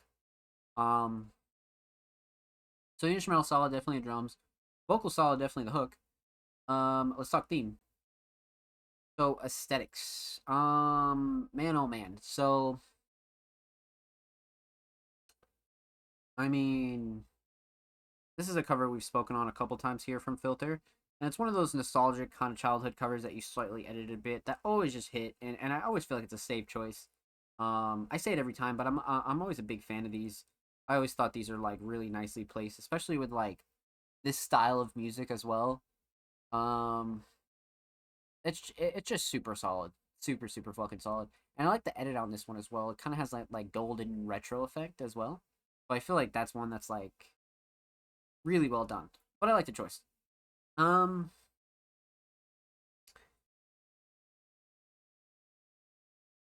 overall theme is relatively obvious, right? I mean,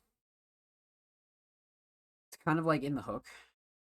But again, like, I feel like both of these artists kind of did a really good job expanding upon not like just arguing in general, but like arguments that are like deeper than just arguments, right? Arguments that are long lasting, arguments that kind of really make you remember a lot of things in your life. Arguments that you just don't ever forget either. Like, I feel like there's a lot of cases for this track to kind of have one of those multi-dimensional themes. And I feel like both Filter and this feature kind of connected really well on this. And I thought they did a really good job kind of passing the torch, so to speak. Another slept on part of this though was also structure. Like, I feel like the way everything was structured out was like super solid. Like, it was exactly what you wanted out of this track. But again, back to the theme. One of those themes that you're gonna love if you're kind of relating to it in the moment, but if you're not relating to it in the moment, you're still gonna be like, wow, that was fucking amazing.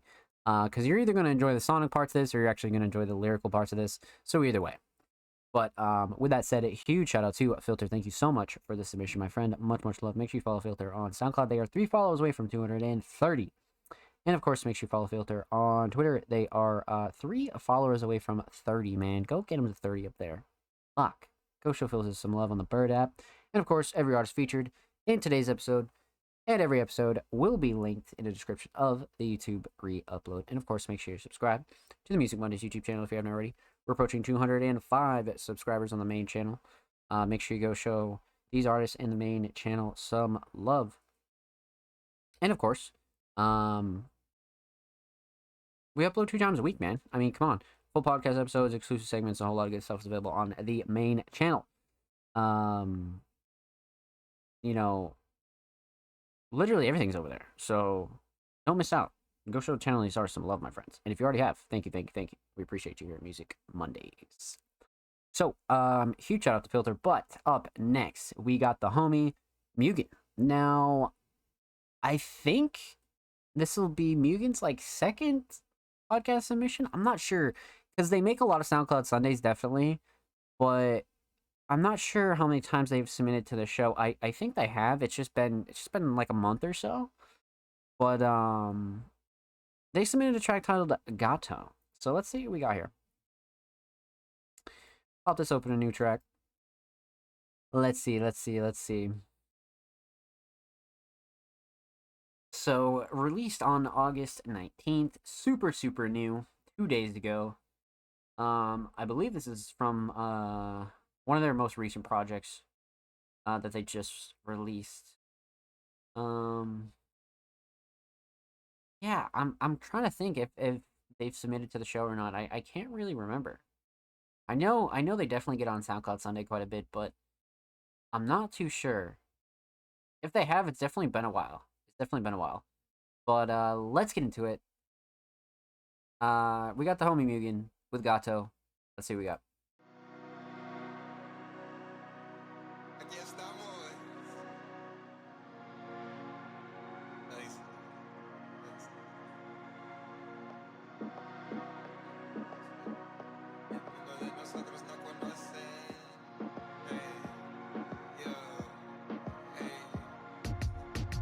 Andamos corriendo ahí en la noche.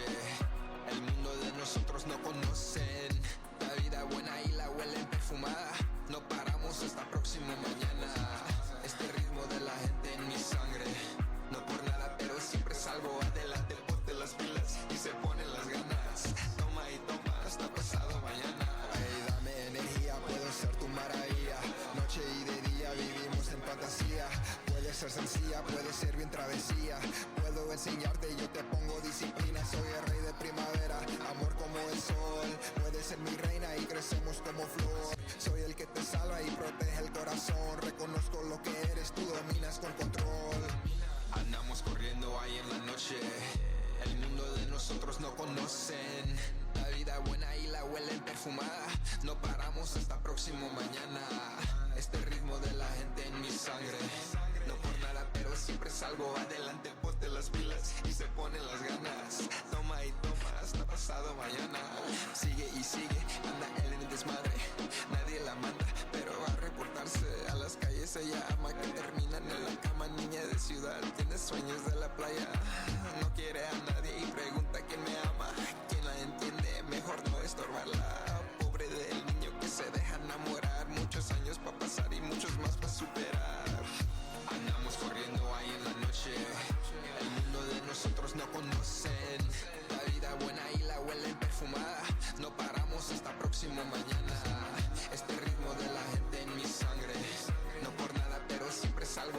te ponte las pilas y se ponen las ganas. Toma y toma, hasta pasado mañana.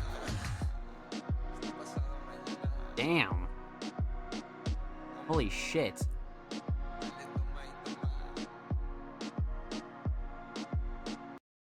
Okay. That was pretty fucking crazy. I think we've gotten like a couple of non-English tracks. I think this will only be like the second or third one, and I love breaking these down because obviously English is my only language. So it's always like super enjoyable for me to like dive into those other aspects of non-English speaking music, So this will be fun. Let's break this one down. So we're gonna talk about three things here. We're gonna talk about the instrumental. We're gonna talk about vocals, and we're gonna talk about the overall theme of Agato. So, instrumental's great. Especially for this kind of style, right? It has that like dance kind of like pop, little bit of like house kind of vibe. It has that groove that is perfect for this style. Like absolutely fucking perfect for this style. That's one thing I love about this is just the choice right off the bat. So let's talk instrumental and instrumental mix.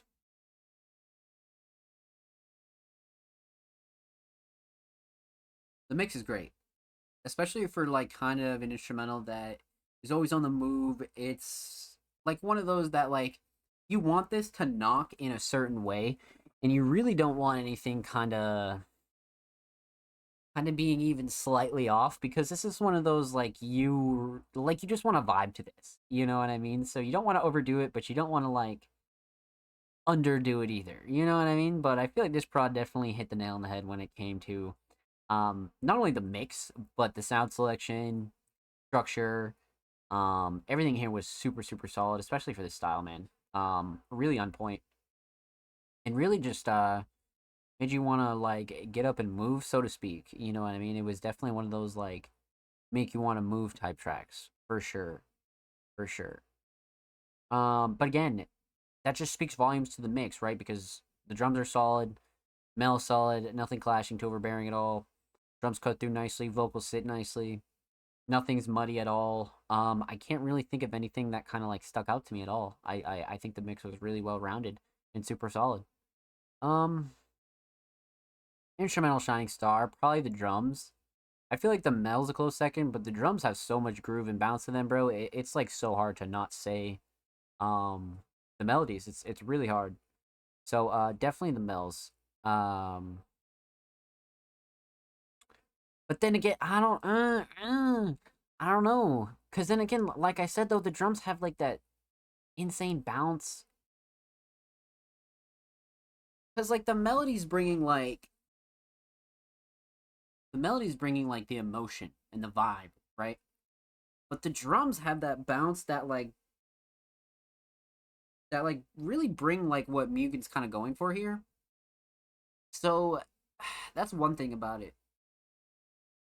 I kind of want to say both, but again, I just feel like because the drums are going to make you want to get up and move, they're like slightly much more noticeable. So yeah, I'm gonna go ahead and say drums instead. Yeah, definitely drums. Definitely drums with a shining star. Let's talk vocals. So mix is great. Nothing clashing to overbearing at all. I really like this mix actually. Super crisp. Sits nice on the instrumental. Bouncy as well. Like I feel like the drums and the vocals go like really nice together. Like the flow was just excellent on this.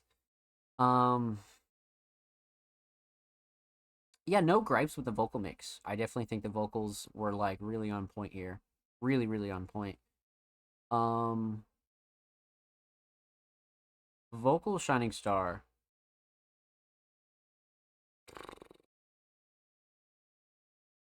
Probably the flow and cadence. Yeah. Yeah, the flow and cadence was definitely something that like needed to be on point for this song again, for it to sound like solid and like authentic. You know what I mean? Like it just had that like certain like spice to it, and Mugen definitely nailed that with the delivery and flow and cadence for sure. Because like obviously English is my only language, so it's not like I can sit here and say yeah the writing was fire, but like it doesn't even really matter because I feel like the flow and cadence kind of nailed it and like wrapped it up to know that this was like really hitting every checkbox for what I think Mugen really wanted this to sound like, to be honest with you. So the instrumental solid, definitely drums, vocal solid, definitely flow cadence. Let's talk theme. I believe this is a EP cover of a project they just recently put out, if I'm not mistaken. Yeah, Dance Mix 1. So 2 tracks, Gato and Sunny. Yeah, so for a 2-track EP, aesthetics, definitely on point. Definitely on fucking point. Simple, straight to the point, and something that you're gonna remember, especially for something like an EP. For sure you will. You definitely will. Let's talk overall theme. I mean, Gato could mean quite a few things for Mugen. It could just be the the regular like standard meaning. Could be so many other things. But as far as like a theme goes, not of like the track itself, but of the whole song, not just lyrically, I think Mugen nailed it and really had like a perfect dance but like modern approach to this. This was very modern. This was very like right now. This didn't sound old. This didn't sound like you were trying to recreate some like older vibes. Not at all. Like this is a great mix of like modern and like classical kind of dance vibes for sure. So with that said, a huge shout out to Mugen. Thank you so much for the submission, my friend. And make sure you follow them on SoundCloud. They are 10 followers away from 80. And of course, make sure you follow them on Twitter as well. They are 6 followers away from 140. Go show them some love in the bird app, my friends. And of course, every artist featured in today's episode and every episode will be linked in the description of the YouTube re-upload. And of course, make sure you subscribe to the Music Mondays YouTube channel if you haven't already. We're approaching 205 subscribers on the main channel, so make sure you go show these artists in the channel some love. And like I said, we upload 2 times a week, my friends. Every Thursday, every Saturday. Full podcast episodes, exclusive segments, and a whole lot of really, really good stuff is available over there on our channel. So go check out the channel, go show it some love. And of course, if you already have, thank you, thank you, thank you. We appreciate you. Show love to the Music Mondays YouTube channel. Thank you. So with that said, huge shout out to the homie Mugen. But up next, we got the homie Roots. Now it's been some minutes since we heard from the homie Roots, man. I think Roots has been making a lot more SoundCloud Sunday playlists these days than Music Mondays podcast. Or this might even be their first submission. Just might be. But regardless, a super talented hip-hop artist, Roots, submitted a track titled Full Moon. Let's get into it.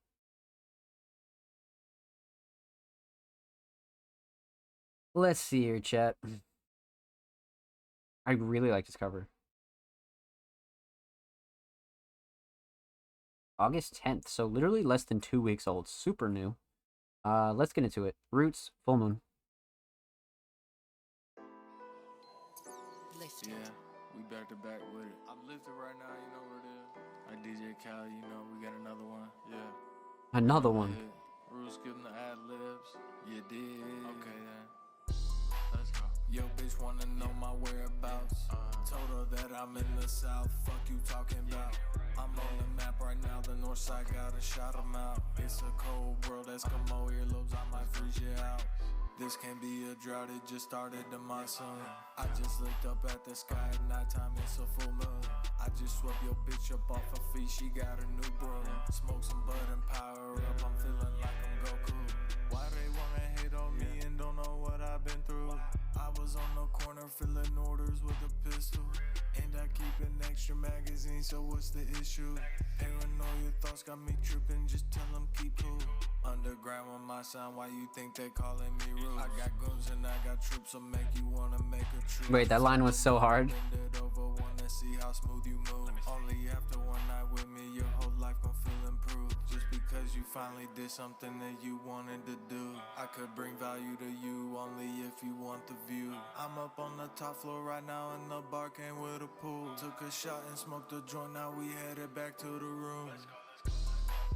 Yo, bitch wanna know my whereabouts.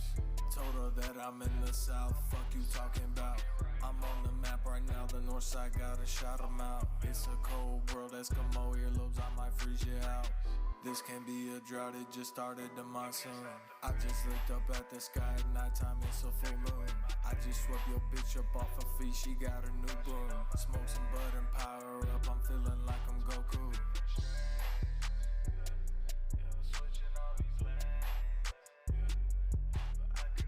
I just looked up at the sky at nighttime, it's a full moon. Wow. Okay, that was fucking excellent. That was kind of like a mix of a couple different styles. I really enjoyed that, to be honest with you, because like it had like the chill, relax vibe, but Roots was definitely not pulling any punches at all.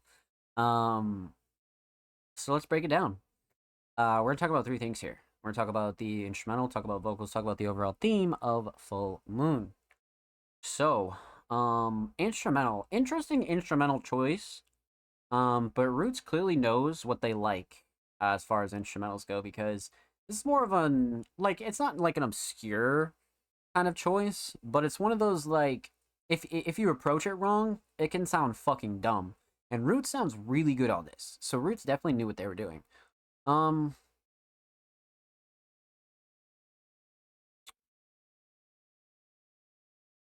So the instrumental mix, really standard, super solid, super level, nice and well rounded. Nothing clashing, nothing like really outlandish.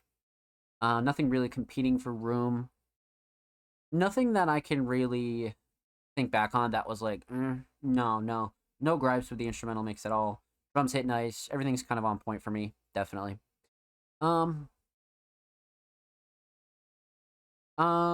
Okay. So, instrumental mix solid, but Shining Star. I'm really big on this melody, I'm not gonna lie. Because the melody is bringing this, like, ambient R&B vibe, but the drums kind of bring up, like, the pace a little bit. But the melody is kind of memorable here for me. So I'm gonna go ahead and say melody, definitely. And I like the sound selection. For sure. So, let's talk vocals. Let's talk vocals, for sure. Vocal mix is great. Every time I've heard Roots on a track, I've always been a fan of their mix. Super crisp, super raw, super clean. Nothing kind of like too processed, not like over processed. Roots definitely knows the direction they want to go when it comes to engineering. So the vocal mix is solid. A vocal Shining Star. Writing or flowing cadence. Because those are the two things that kind of like really like I took away from this. Flowing cadence is great, but the writing, a couple times I was like, wow, that bar was actually very clever. Like you like you don't have to come up with like insane kind of like written bars to like get like a wow factor, or like be like, damn, like that was pretty clever. There's a couple lines in here where Roots I felt like was very clever, but it was something that was like obvious but not obvious. Like, so the writing and lyrical skill here was like really like up to par. Like, it's very impressive. So for that reason, I'm definitely gonna go writing for sure. Definitely. So instrumental solid, definitely the melody. Vocal solid, definitely the motherfucking writing. Let's talk theme. So, aesthetics. I love these kind of simple, yet like super high quality covers. And like this is like such an interesting font too. It's almost like an alien font or something. But I like the font choice. I like the fucking cover a lot. Now you got the Roots logo the bottom left, the parental advisory bottom right. I mean, not much more you can ask for, you know? So well done. Checks out in my book.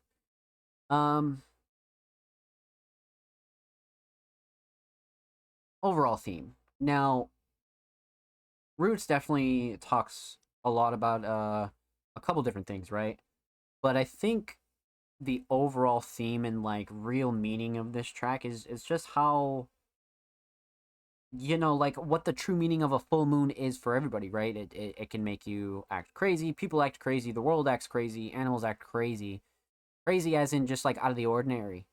And full moons also kind of bring out the best and the worst of people. So there's a lot of like good metaphors and a lot of good meaning behind a track like this. And I feel like expanding upon it is something that Roots did like really well throughout this track, but didn't need to like hammer down on the fact of, you know, full moon this, full moon that. I think Roots kind of hit a nice middle ground with this one. Definitely. So with that said, a huge shout out to Roots. Thank you so much for the submission, my friend. Much love. Make sure you follow Roots on Spotify, and of course make sure you follow Roots on Twitter. They are literally 9 followers away from 290. It's a great milestone. Go show Roots some love on the Bird app, my friends. And of course, every artist featured in today's episode and every episode will be linked in the description of the YouTube free upload. And of course, make sure you subscribe to the Music Mondays YouTube channel. If you haven't already, we're approaching 205 sub-roonies on the main channel. We upload 2 times a week. Full podcast episodes, exclusive segments, and a whole lot of good stuff is available over there on the channel. And if you've already subbed, thank you, my friends, for showing support to the Music Mondays channel. Even if you're just dropping likes or you're watching the videos, thank you. Much love, my friends. So, up next would be the homie Jordan Andrew, but Jordan Andrew is a Music Mondays patron, so we've already reacted to their submission way earlier in the show, so feel free to go back and watch that. So, up next is the homie Bloodcat. Now, Bloodcat has been on a tear, even though they've been dealing with some personal stuff. Bloodcat's definitely been coming through and really fucking going back through the archive, going back through some unreleased stuff, going back through some recent stuff, and a super talented alternative vocalist submitted a track titled Starface. Let's see what we got here. Let's see. So this is from Cat Calls 4 Director's Cut from last year. This was a 12-track project. Yeah, I remember some of these. Funnel Cake, Picture Perfect, Charcuterie. Yeah. I remember some of these. Yep. But they did submit a track titled Starface. So that is what we're going to be taking a look at today. So let's get into it. Bloodcat, Starface, let's go.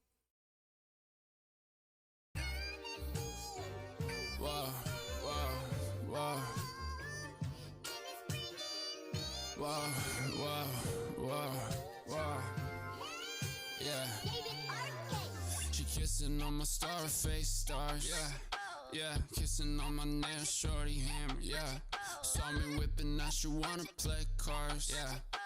They love me out of Memphis, but they hate me in Atlanta. Whoa, shake a fist, dick it like a pan. Glisten glaze up for the camera. Grippy side foot, driving 20K per gym. Whoa, juice and Tropicana. Whoa, saw the pussy, I wrote an Instagram story, propaganda. Whoa, I hit her, she hit me back the same day like cake. Turn the pussy to a groupie, but the noosey just a cat. Holy shit. I'ma spray away. Bang, bang, bang, like the 808s. Got the coat and his mayonnaise. Put my dick on layaway and let it marinate. Take her to the back room, no interrogate. Go a different ways, had to go a different ways. Go a different pace. She call me all my different names. We all back chasing, but I run a different race. I fear the TSA because I take a different plane. Everybody in the room rich, but I'm from a different place. On the Mercury to Gatorade. She asked me about the bag, I can't elaborate. I don't exaggerate. I know it's got a plan, but even here, that's on my payday. I ain't take my jammies up. Holy shit. Made that money, there we go. Clean that money, shake it up. I ain't take my jammies up. Made that money, do it up. Think about the end like Kaufman. On again, off again, on again. Way I care about the green. No counterfeit, no turf.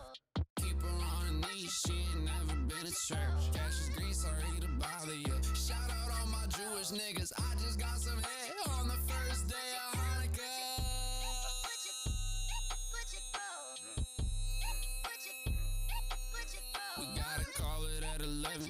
cause I don't fuck with 12. Plus she heard I got the Santa bag, she wanna be my elf. When you rich as me, you don't call that shit rich, just call it well. Let me call up all the realest niggas, shit, I just call myself, shit, do it all myself, shit, Louis on my belt. Tell her how to say my name, but I ain't tell her how it's spelled. Shit, put on my face and she shit, I'm up and out like a zip, shit, watch that shit roll in my love, shit. Baby, check the mail, baby, check the mail. This that overnight ice, get it right. Pussy on tap, pussy on prime, pussy on time. Say they in my head it twice, and it's about time. It's about time. It's about time.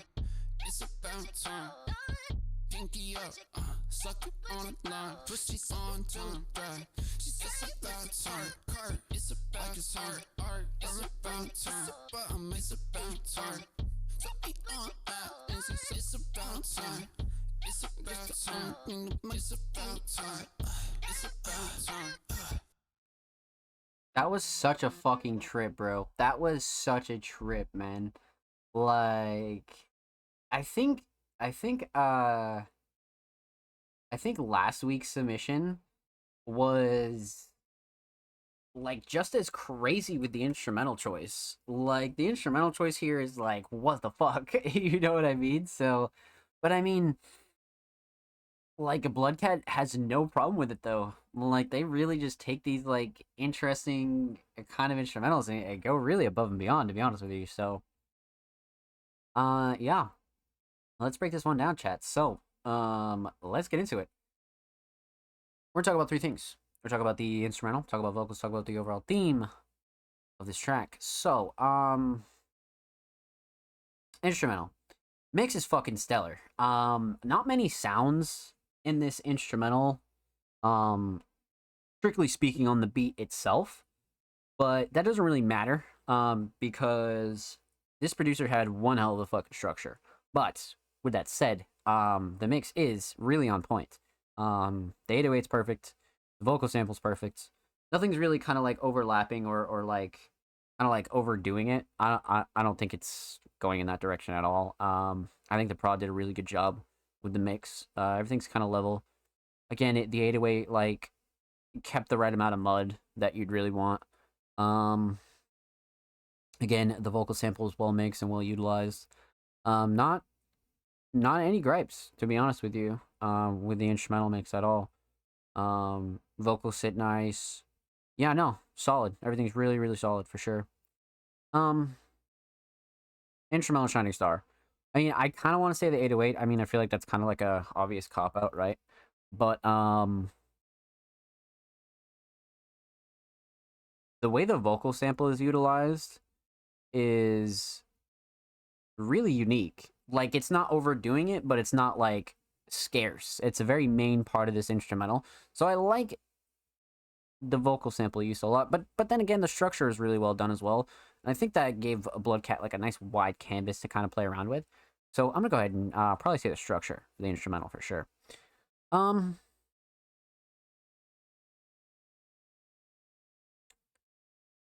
Let's talk vocals. When it comes to the mix, Bloodcat has a lock on their mix. No matter what kind of style they're doing, whether it be pitched up, processed, raw approach, freestyle approach, slightly edited approach, like no matter what kind of vocal mix they have, they always do a really, really good fucking job with it.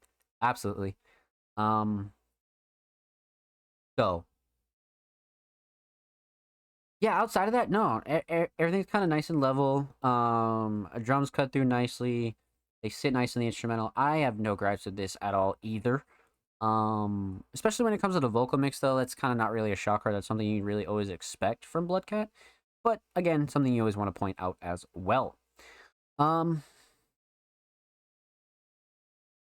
Vocals Shining Star here. So, I don't know, man, because the flow and cadence was insane, but the writing here was like, what the fuck? Like, the flow and cadence had a really solid attitude, though. I'm not gonna lie. Like, it had like that mean kind of bite that we're used to from Bloodcat.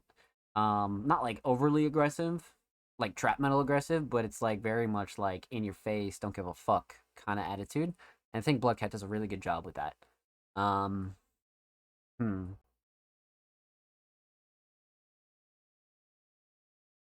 kind of tied between the two. I'm not gonna lie.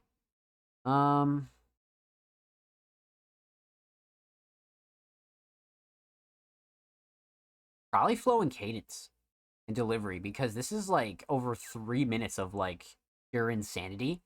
And yeah, you could write that, but like takes another kind of artist to like really go ahead and perform that for like 3 minutes straight and like really like own it. And Bloodcat did that.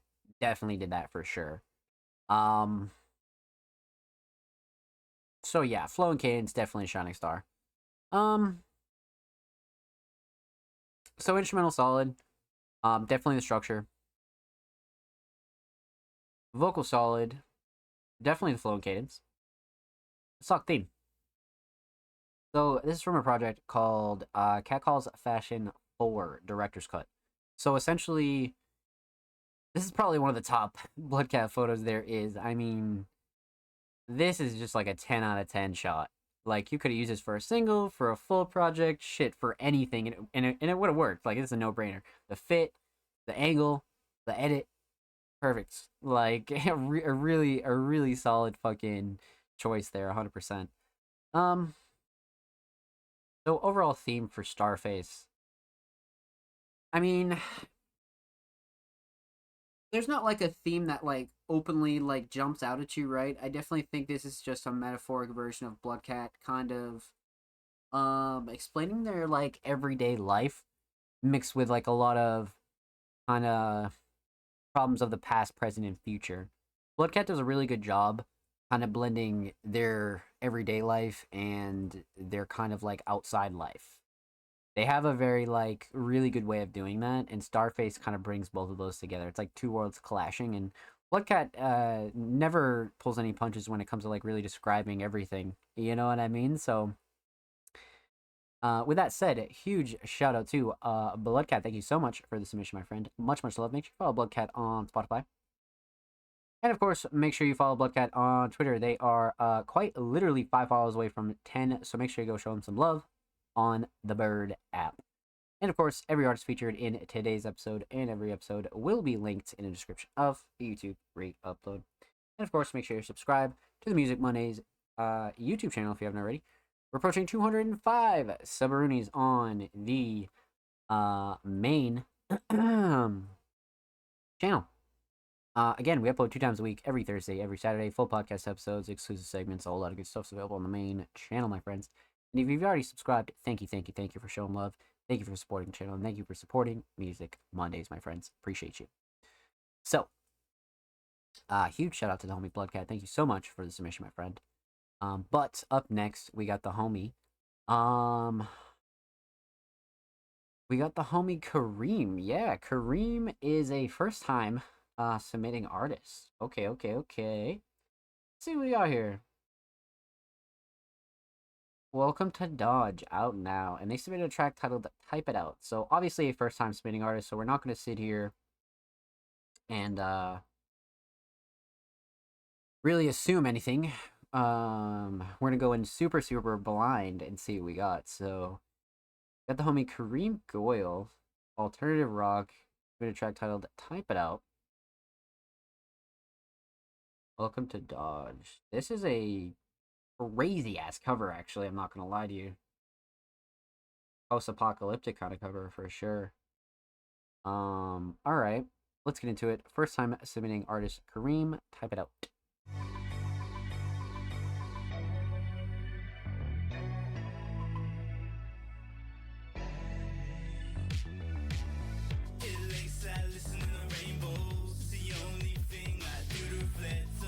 Watching as the time goes, expecting you to show up next. I guess it's best you never did. I was just crying for some help. How can I be so introspective when I don't even know myself? And I tried to fly from my brain, and I wish that I could start again, but it's only an issue if I want it to be.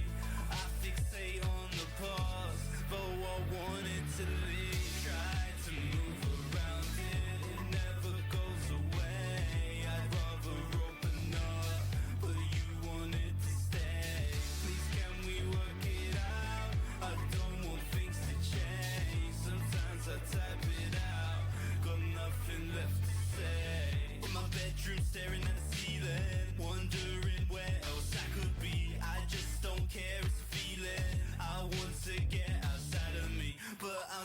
trapped and I can't move. These grains of sand, my only view. Up to my neck, keep getting crushed. Always find more when I think of you. And I tried to fly from my brain, and I wish that I could start again. But it's only an issue if I want it to be. I fixate on the past, though I want it to leave. Try to move around it, it never goes away. I'd rather open up, but you want it to stay.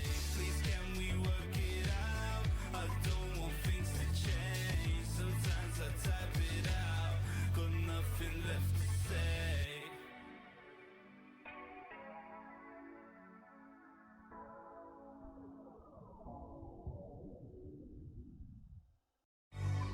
Stellar fucking outro as well. What a first time submission, man. That was great. Obviously didn't know what to expect, but wow. Well done. Well fucking done. So, let's talk about it, man. We're talking about three things here. We're talking about the instrumental, talk about vocals, talk about the overall theme of Type It Out. So, man, oh man, oh man. Alright, let's talk instrumental here. So, Prod, Kareem, and Luke makes beats. A little bit of a collab here. So, let's talk mix first. Mix is great.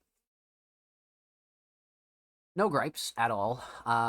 Especially considering a first-time artist. Definitely really on point with the instrumental mix for sure. Nothing clashing to overbearing. Everything's nice and level. Vocals sit nice. Everything cuts through nicely. Even with like how much is going on in this instrumental, I didn't really find anything wrong with it in terms of the mix at all. I definitely think it's like in that sweet spot that it needs to be. Yeah, no, instrumental mix is great for sure. Shining star for the instrumental. So drums are a really big part of this, and I like the drum sound selection a lot. But the melodies kind of bring that like alt rock, alt pop, synth pop kind of style. So they're very crucial as well. But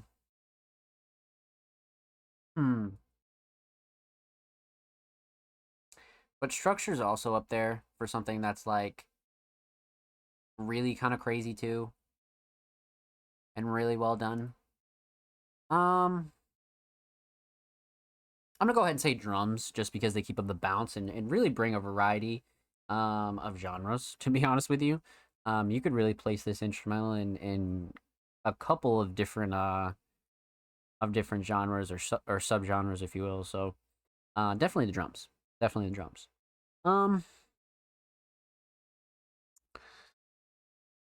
So let's talk vocals here. Vocal mix is fucking great. I think Kareem has a really, really wonderful natural voice, so it makes for like a nice, clean, well-rounded mix when it comes to delivery, performance, and things like that. Yeah, no gripes with the vocal mix at all. Super clean, super raw, but like not processed, very, very just cleaned up and very level. And really well put together. So vocal mix A1, absolutely.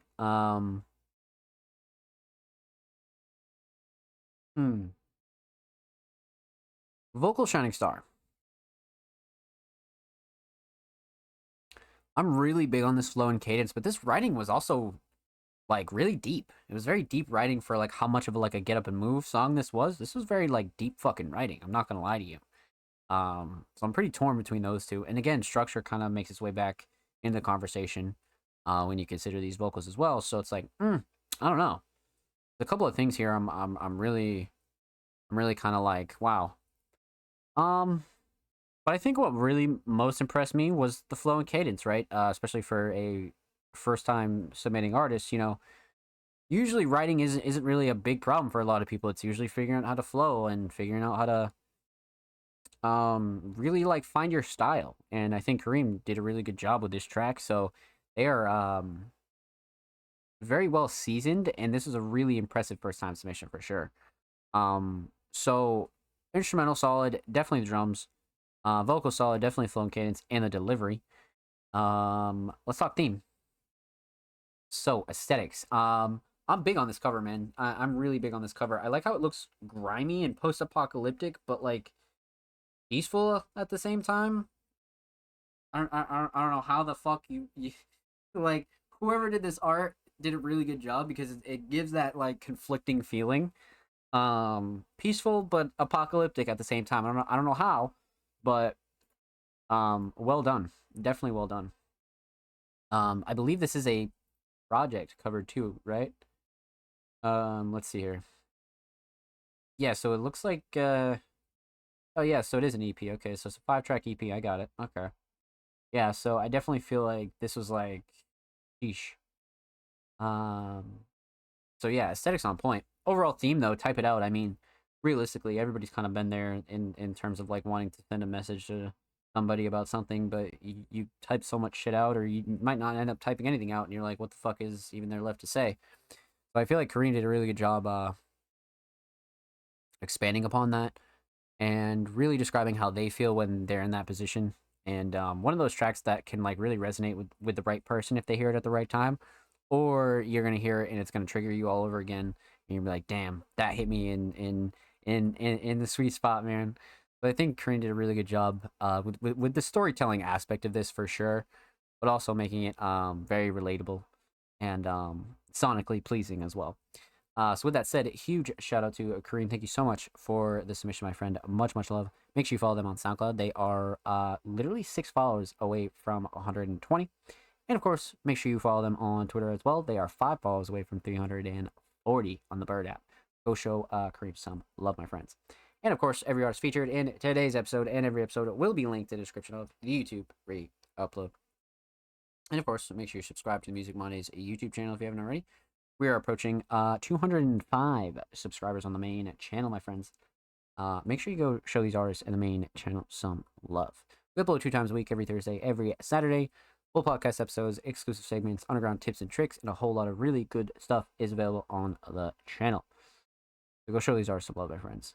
And if you already have, you've been dropping likes, you've been dropping comments, all that good stuff. We appreciate you here at Music Mondays. Thank you, thank you, thank you. So, we left off with a first-time submitting artist, Kareem. Up next, we have another first-time submitting artist, the homie Nasty Chops Beats.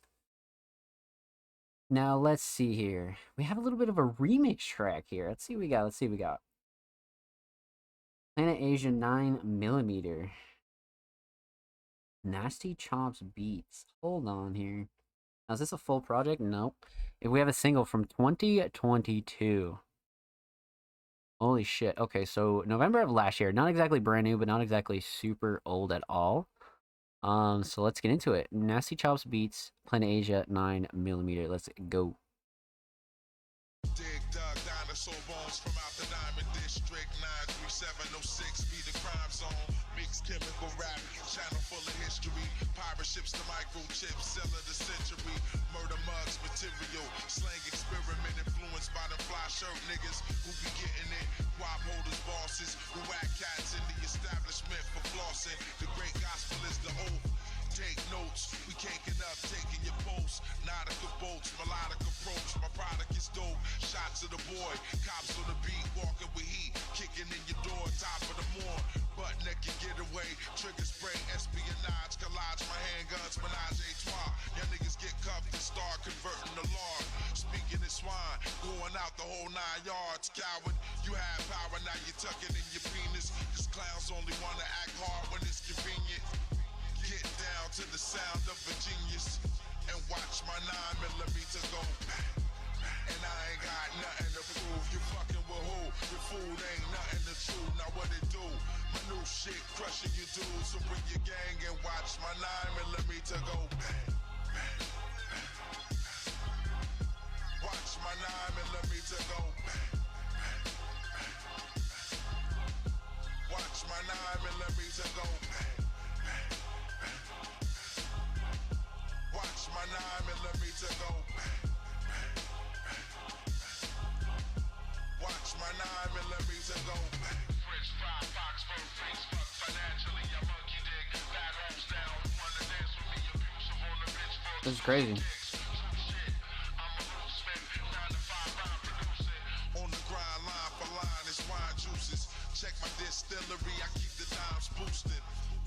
selling just cause of the cover of it. We thuggin' whole budgets, drug money, your luggage. I'm the street's answer. Songs I write, songs you bite. I only write the real nigga anthems. Get this nigga some money before he have a tantrum. I'm cold lamping, 88 mind state, new millennium upgrade. Kept the baby face, chair full of beach fuzz. He woo thug, I'm leaving with love. And niggas better leave me alone. An accident blood, my goals will make you bleed for them stones. Jump, blown up mission. Listen, this is grown up business. Play your part, know your position. I'm back in the kitchen with hard white, cooking up all night. Watch my 9mm go bang, bang. And I ain't got nothing to prove. You fucking with who? Your food ain't nothing to chew. Now what it do? My new shit crushing you dudes. So bring your gang and watch my 9mm go bang, bang, bang. Watch my 9mm go bang, bang, bang. Watch my 9mm go bang. Watch my 9mm go bang, bang, bang. Watch my 9mm go bang, bang, bang. Damn. That was a very, like, interesting track, I'm not gonna lie. That was very, like...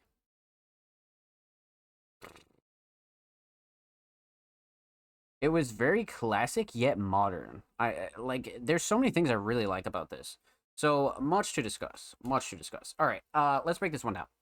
So, we're gonna talk about the instrumental, we'll talk about vocals, talk about the overall theme of this track. So, let's talk instrumental.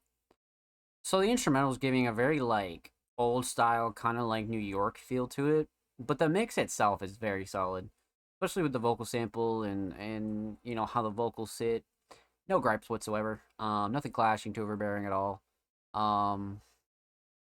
Again, vocals sit nice. Everything cuts through nicely. The vocal sample is, again, well utilized. I don't think that was underutilized at all. Yeah, no gripes with this mix at all. Super even, super level. Just well-rounded in general for an instrumental. Instrumental Shining Star, though.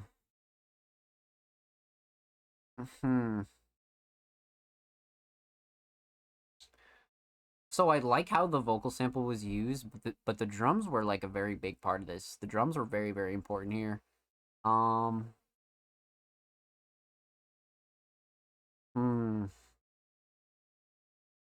Because the drums brought, like, a lot of groove and bounce and kind of, like, made you want to get up and move, but the vocal sample had, like, a little bit of, like slightly, like, demonic almost. I really like the vocal sample, though. Probably the drums, just because they keep up the flow and bounce for sure. Definitely. So let's talk vocals here. Vocal mix is great. Again, I like the variations in mixes as well. You kind of have that, like, radio old phone mix mixed in with, like, a nice, like, raw approach. So I think Nasty did a really good job there.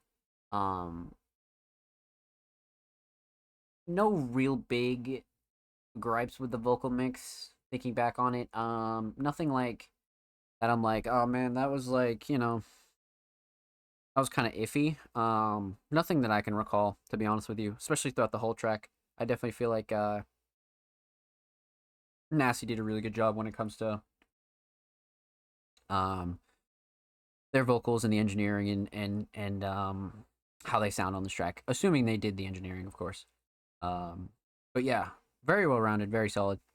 And again, vocals sit nicely in the instrumental, everything cuts through nicely. Especially when you consider the vocal sample in the instrumental, it can get kind of, you know, cluttered in there, but I think the engineer did a really good job when it comes to vocals. So vocal Shining Star, I was thinking about flow and cadence, but I really like the structure too, though. The writing was definitely a close third, but the structure for, like, how these vocals go with this instrumental, A1, man. A1. I'm big on the vocal structure for sure. So the instrumental solid, definitely the drums. Vocal solid, definitely the structure. Let's talk theme here. So, cover solid. I mean, you take like the IRL approach, right? And then you have this like grime grain filter on it. Like, again, kind of a safe bet. Always works. Always really like just a solid, safe cover choice, 100%. So, big on this one, definitely. Overall theme. I believe this is like an actual remix of an original beat. So like I just feel like Nasty kind of had somewhat of a lyrical showcasing on this for sure. But this is definitely one of those tracks where it's not like, the theme wasn't like this track's purpose wasn't exactly like to tell a story or have a theme. This one was definitely a showcase of lyricism and writing skill for sure. 100%, which I think Nasty did a really good job at. So with that said, a huge shout out to Nasty. Thank you so much for the submission, my friend. Much love. Make sure you follow Nasty on Spotify, and of course, make sure you follow Nasty on Twitter. They are literally approaching 30, almost 31K on the Bird app, man. Let's get it. Go show Nasty some love, my friends. And of course, every artist featured in today's episode and every episode will be linked in the description of the YouTube free upload. Of course, make sure you subscribe to the Music Mondays YouTube channel if you haven't already. We're approaching 205 subaroonies on the main channel, my friends. Make sure you go subscribe if you haven't, and go show these artists some love. And again, we upload 2 times a motherfucking week. Every Thursday, every Saturday. Full podcast episodes, exclusive segments, underground tips and tricks, and a whole lot of good stuff is available over there on the Music Mondays channel. So go show us some love if you haven't already. And if you already have, you've been subbed, you just recently subbed, thank you, my friends. We appreciate you here at Music Mondays. So, up next, we got the homie, Lil Wet Wet, and it's been a while since we've heard from Wet Wet. They've been on a really decent tear in 2023. Videos, singles, collabs, and a whole lot of wonderful stuff from Lil Wet Wet. So, I'm excited to dive back into their library. Let's see what we got here. They submitted a track titled Bathroom Photo. Let's see what we got here.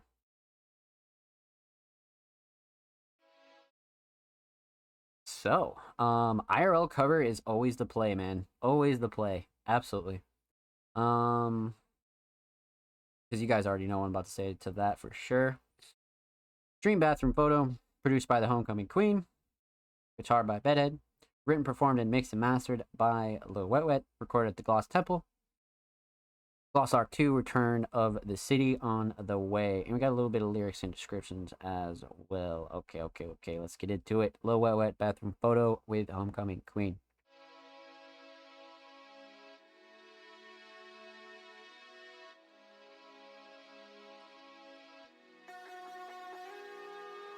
Queen.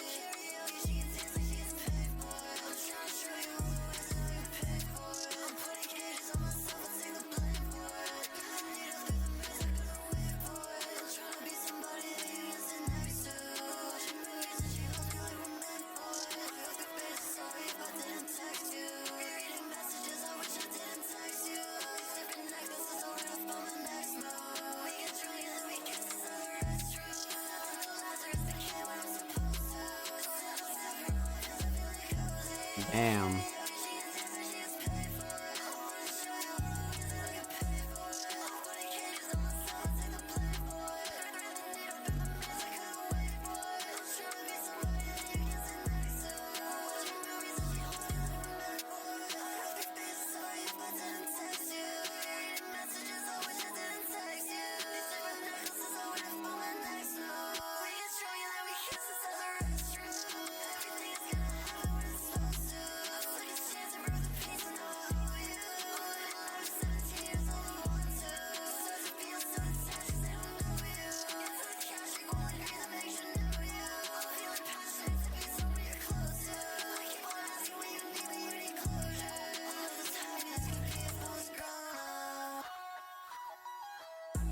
Damn, man. Holy shit.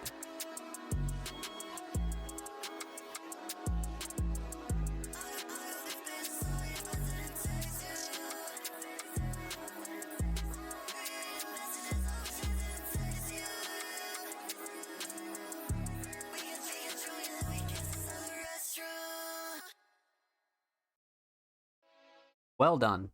Always a pleasure to dive into some new Wet Wet, man. Let's fucking go. All right, so, you guys know the drill. We're gonna talk about 3 things here. So, we're gonna talk about the instrumental, talk about vocals, talk about the overall theme of Bathroom Photo. So, man, oh man, oh man. Prod Homecoming Queen.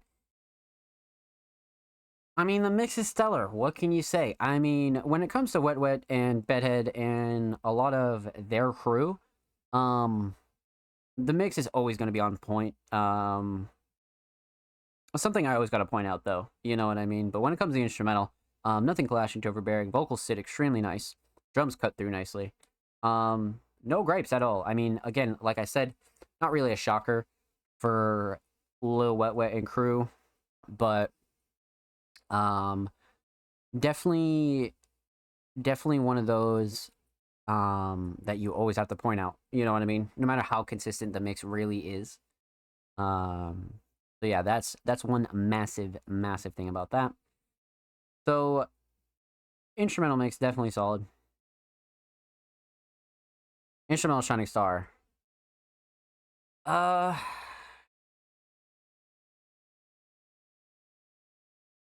You know, you could say a lot of like the drums and the sound selection and the mells, but I feel like one underrated part about this is definitely the structure.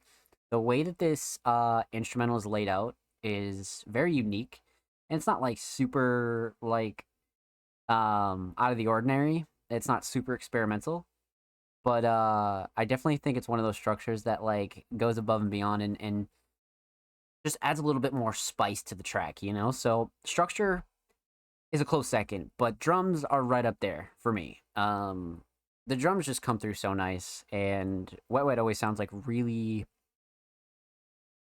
like cohesive with a lot of Homecoming Queen instrumentals, but a lot of their drums in particular. So drums are a big part here. And I'm very, very big on the sound selection and the drums themselves, for sure. So definitely drums. Let's talk vocals here. So when it comes to the vocal mix, Lil Wet Wet has fine-tuned their mix to a T. Really fine-tuned it. Whether they go with a little bit more processing than usual, or they pitch up, they pitch more down, you know what I mean? They've been really fine-tuning their vocal mix for quite some time, at least in regards to how long they've been submitting to the show. But yeah, no gripes whatsoever. Everything sits really nicely in the instrumental. Like I said, drums cut through nicely, everything cuts through nicely, everything's nice and cohesive. Nothing clashing to overbearing. Vocals are very solid on this instrumental.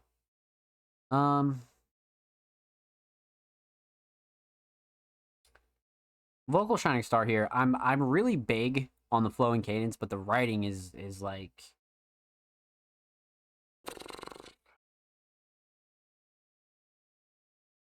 it's like so honest, but it's like very much vivid and like specific, and it's very like Lil Wet Wet's one of those artists that you can really tell takes some time. You know, obviously it's not going to take them 3 years to write a fucking track, but they take time with their lyrics. Even if it's just in a night, I feel like everything is so delicately placed that it's hard not to say writing, man, because it's so specific and vivid, and like you can be in Wet Wet's shoes like right then and there, you know what I mean? Like no problem. So for that reason, definitely writing. Instrumental solid, definitely drums. Vocal solid, definitely writing. Actually, and I noticed that there was a live version down here as well. So, Theme, aesthetics. Lil Wet Wet, IRL photo. You guys know how I feel about these. It's a safe bet. It's always going to be attractive. It's always going to be that, like, it's just going to be a safe bet every time. If you don't feel like creating some cover art, if you don't feel like commissioning for cover art, if you don't feel like doing anything extravagant, these kinds of photos with a slight edit can always go super hard. And I think this one fit perfectly, definitely.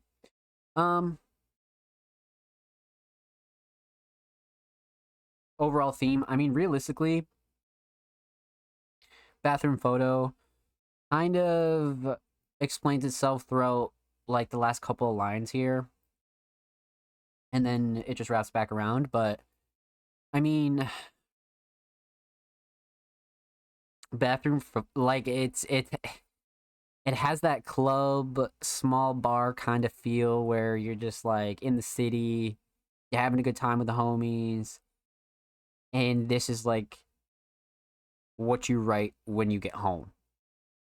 Like, this is kind of like, that's what I'm saying. Like, it's a very specific style of writing, and Lil Wet Wet really puts us in their shoes.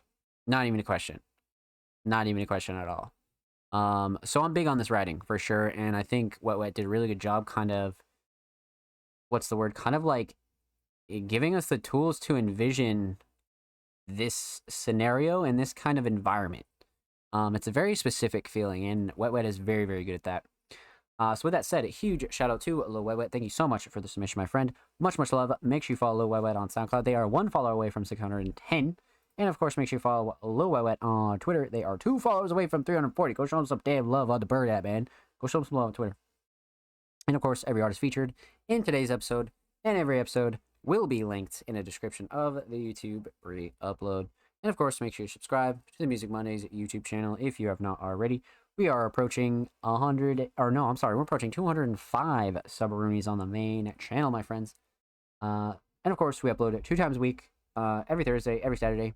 Full podcast episodes, exclusive segments, all that good stuff's available on the main channel. Make sure you go show these artists in the main channel some love. If you already have, thank you, thank you, thank you. We appreciate you for supporting Music Mondays, my friends. So, up next is, well, it would be the homie Blank Thought, but since Blank Thought's already a Music Mondays Patreon, we've reacted to their submission way earlier in the show, so feel free to go back and re-watch that. And again, huge shout out to all of our Patrons. Thank you, guys. But up next, we got the homie Thomas Marcus. Now, Thomas is a very talented alternative producer. Been in and out of 2023. Definitely been dropping pretty consistently. They have a wonderful alternative sound with their production. But let's see what Thomas brought for us this week. They submitted a track titled Change Glasses.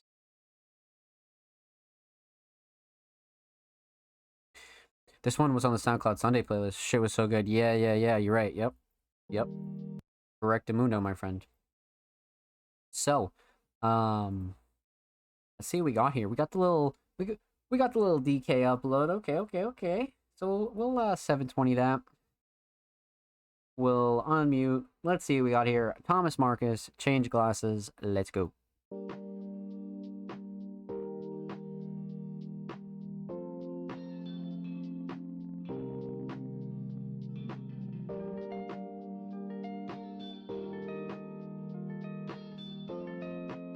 Yeah, show ends in 20, yeah.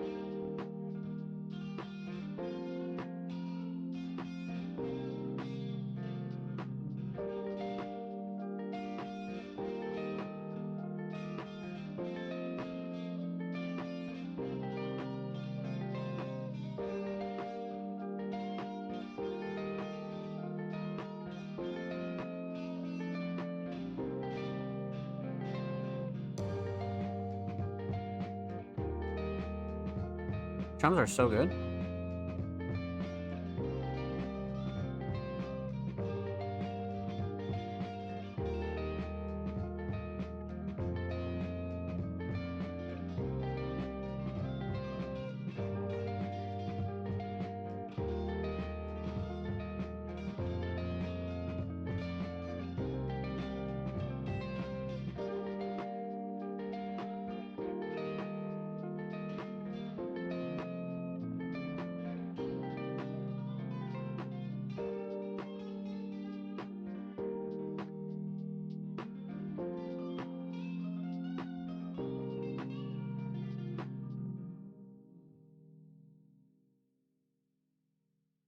Okay, so much to discuss here. I like this track a lot for sure, but a couple things I want to talk about. Okay, so let's break this down. We're gonna talk about two things because obviously no vocals. We're gonna talk about the instrumental and talk about the overall theme of Change Glasses. Okay, so let's start with the mix. The mix is solid, but it almost has this like lo-fi effect on it, and I'm pretty sure Thomas did this on purpose because it has this like very much lo-fi in the background, tape recorder, vinyl kind of feel to it, which I like, but I felt like I was almost waiting for it to like transition. So like Thomas usually goes for this like lo-fi kind of sound, and I definitely think Thomas did a good job like nailing like the true lo-fi and like the true kind of like, you know, chill, laid back kind of sound that lo-fi really is. So outside of that, the mix is solid. Is solid. I like the melody. I like where that's placed. The drums are nice and soft, but they have a little bit of bounce to them. The hats are great. Sound selection's great. Everything's kind of level. It's, you know, the lo-fi direction is definitely one that's super prominent for this one. Definitely super prominent for sure.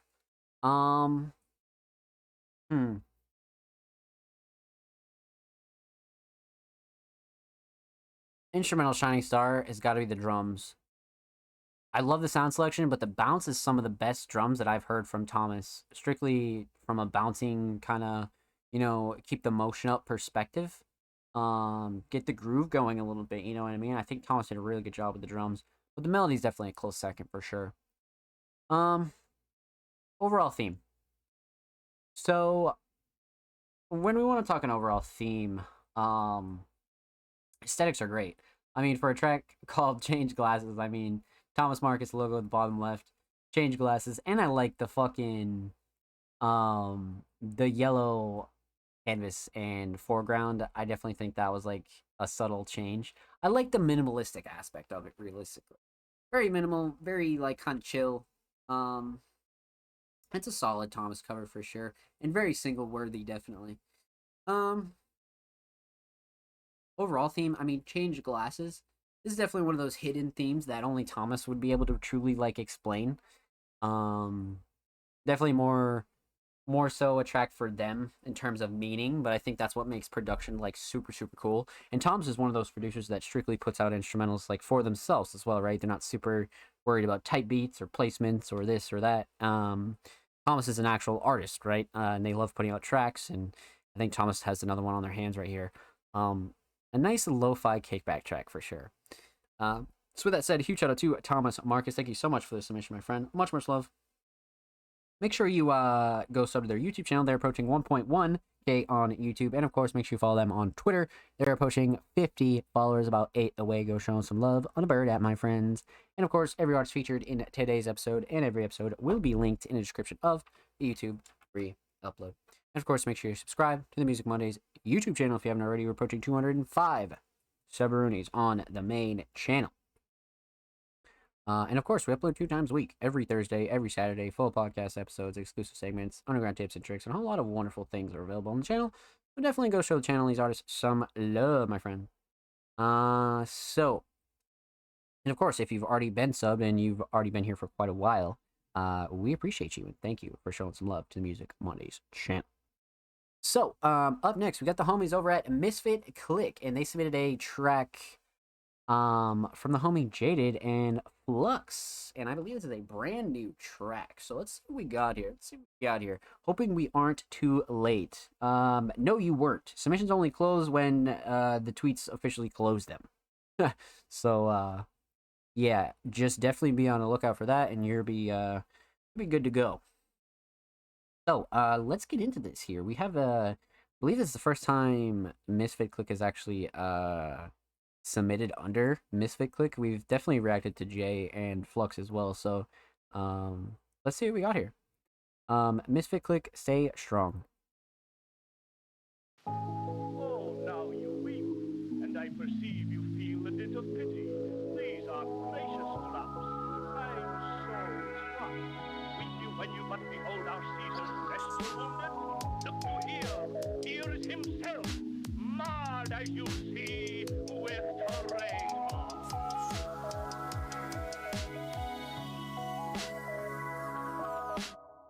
Stay strong. Please stay strong right now. If you leave us early, everyone will miss you. Stay strong. Please stay strong right now. I wanna fix it all. Do you need someone to talk to? Hold on to my head. I fell into the abyss again. Cover up my eyes. Fighting and fighting for my life. Fuck a dream, I'll see you in the skies. I don't give a damn, boy, this time I'm gonna fly. Aiming for the light, I'm not afraid of heights. How far can I take this? Someday I'm gonna die. Stay strong. Please stay strong right now. If you leave us early, everyone will miss you. Stay strong. Please stay strong right now. I wanna fix it all. Do you need someone to talk to? Damn. Holy shit.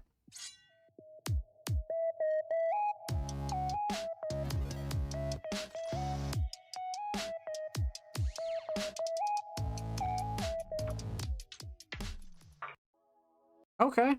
Okay, let's fucking get it. I like that duo a lot. I will say that. I definitely like the Flux Jada duo a lot. I definitely think that they're like very underrated as a pair for sure. But let's break this one down. So we're gonna talk about three things here. We're talking about the instrumental, talk about vocals, talk about the overall theme of Stay Strong. August 18th, so relatively new. I mean, less than a week old, right? Let's talk instrumental.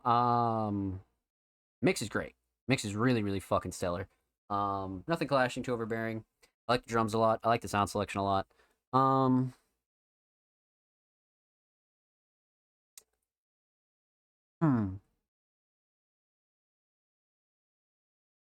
Yeah, no, nothing about the mix, thinking back on it, was really tricky at all. Really stellar, to be honest with you. Super clean, super level. Nothing clashing, too overbearing, like I said. Yeah, no, the instrumental mix is really on point, and vocals definitely sit nice on it as well, which is always a plus. Instrumental Shining Star. I kind of want to say the drums, but the structure is also a pretty good sleeper here. Melody's probably coming in third, but I definitely feel like the drums and the structure are wow. Probably the drums, because it brings that like hard hitting emotion that you need for a track like this, because it is meaningful. So you want those like hard hitting drums for sure. Definitely. So I'm gonna go ahead and say drums, absolutely. So vocals. Let's talk vocals. Vocal mix is great for both Jay and Flux. I think they both did a really good job on this. I both think they sound pretty solid on this. Instrumental sits nice. Nothing super clashy, super overbearing with either of their vocals. Yeah, I'm big on this mix. And like I said, I just feel like these two sound really solid together when all is like said and done. So I'm big on the mix for sure. And again, everything cuts through nicely, especially the drums, the instrumental itself. So no gripes with the vocal mix at all.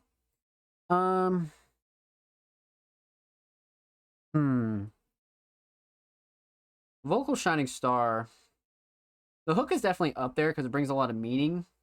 But like writing in general, honestly, kind of like brings a lot of meaning, to be honest. Like, because like the hook is definitely like up there, but writing throughout the whole track is like super, super meaningful. So definitely writing when it comes to vocals. Yeah, definitely writing, to be honest with you. So instrumental solid, definitely drums. Vocal solid, definitely the writing for both Flux and Jay. Let's talk theme here. So aesthetics, really on point. I mean, these are kind of the covers that like really always remind me of Flux. So I'm definitely a fan of this one, and it has that like blue kind of somber feeling we were talking about earlier in the show with the Jordan Andrew track.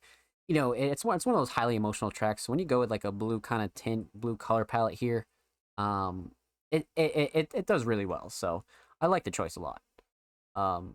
Very subtle, but not like too subtle. So overall theme, I mean, realistically, an overall positive track, right? It's just not fake positive. It's a very like positive track in the aspect of like you got to go through bullshit, you got to go through life, and you know, it's a very like comforting kind of track, but it's also like hard hitting. So it brings that like balance of emotions that I think a lot of these tracks are missing. Sometimes if you set out to write an emotional track, it's going to be emotional regardless. But sometimes when you want to make one of these like interesting kind of like the subject matter is like slightly sad, but like if the instrumental is like hard hitting and like motivational but somewhat sad, I think it can like really like mix really well, to be honest with you. So theme is on point. And with that said, a huge shout out to Jay, Misfit Click, and Flux. Thank you so much for the submission, my friends. Much love. Make sure you follow Misfit Click on Spotify, and of course make sure you follow Misfit Click on Twitter. They're approaching 2.2K on the Bird app, so make sure you go show them some love over on Twitter. And of course, every artist featured in today's episode and every episode will be linked in the description of the YouTube free upload. And of course, make sure you subscribe to the Music Mondays YouTube channel if you haven't already. We're approaching 205 subscribers on the main channel. We upload 2 times a week, every Thursday, every Saturday. Full podcast episodes, exclusive segments, a whole lot of good stuff's available on the main channel. So make sure you go show these artists on the main channel some love. And if you already have, you've been dropping lines, dropping comments, all that good stuff. We appreciate you here at Music Mondays, my friends. Thank you. Thank you so much. You're very welcome, my friend. Huge shout out to Jay, man. Let's get it, baby. Glad you enjoyed, my friend. But we have time for one more submission because we are rapidly approaching our 4-hour show limit. Last but not least, we got the homie Oathkeeper. Now, it's been a couple weeks since we've heard from Oathkeeper, but a super talented alternative vocalist, they submitted Taco Bell Shorty. Got a video this time. Okay. So we definitely gotta go pop this open in a new tab and see what we got here. For sure. Let's see here. We'll 1080p that. Where is she? Brought by Beardex. Stream on Apple Music, Spotify, and SoundCloud. Links below. Need Taco Bell Shorty for real. Nice as fuck. The production techniques is fire. Lots of love in the comments. Okay. We love that. Alright, let's get into it. Oathkeeper, Taco Bell Shorty.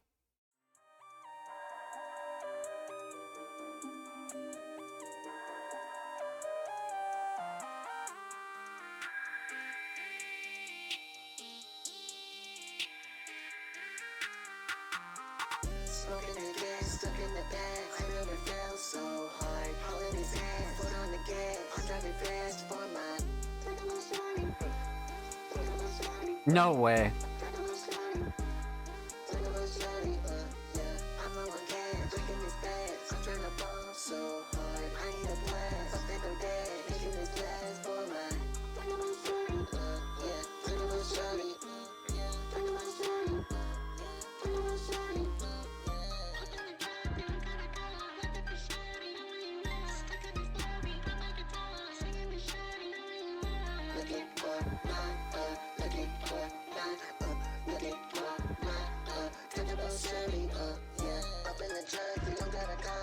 For sure, I know where you are. Stuck in this love, I'm on my guitar. Singing this short, I know where you are. Looking for my, yeah, looking for my, looking for my, talking about shorty, yeah.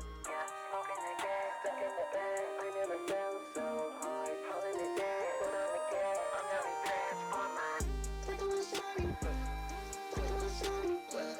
No way, man.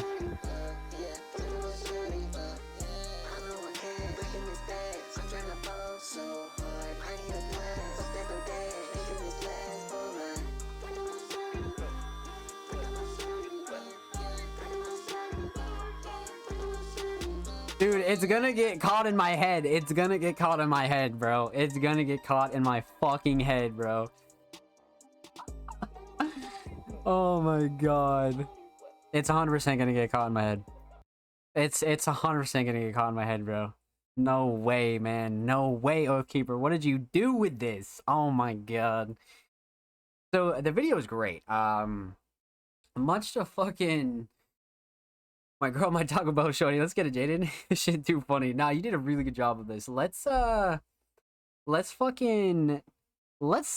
this one down, chat. Let's break this one down, man. Let's talk about three things here. So we're gonna talk about the instrumental, talk about vocals, and instead of the theme, we're gonna talk about the video because the video is definitely relevant. So, let's talk instrumental. Prod Beardex, of course, makes super stellar. Not really a shocker there. Beardex definitely a seasoned prod, so not really a shocker that the instrumental mix is on point. Drums are solid. Nothing clashing to overbearing. Oathkeeper sounds really good. Vocals sit really nice on this. Everything cuts through nicely as well. Yeah, no gripes with the mix, but again, not really like a shocker there for somebody like Beardex. Again, seasoned prod, but you always want to point it out, right? So super solid mix when it comes to the instrumental. Instrumental Shining Star.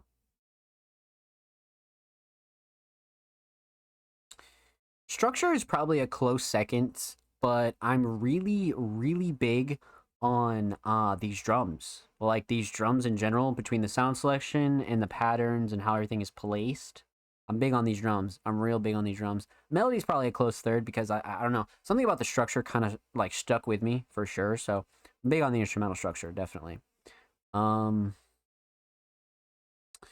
instrumental Shining Star, gotta be the drums. Structure close second. Let's talk vocals. So, when it comes to the vocal mix, really stellar. I mean, Oathkeeper is an artist that we've expanded upon well enough to where we kind of know what to expect when it comes to their vocals. And again, this is another track here where the vocals are very solid. Nice and even, slightly processed. Kind of has that Oathkeeper spice to it, has that pizzazz, but it's not like overdone. I don't think it's like anything that like really stuck out to me that was like that could have been better. Nah, I'm pretty big on this vocal mix, especially when it comes to Oathkeeper.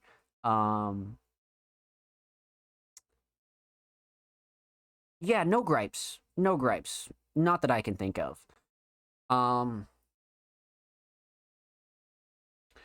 Vocal Shining Star. I mean, if I say the hook, it's such a cop-out because it's very catchy, and it's something that'll get stuck in your head really quick.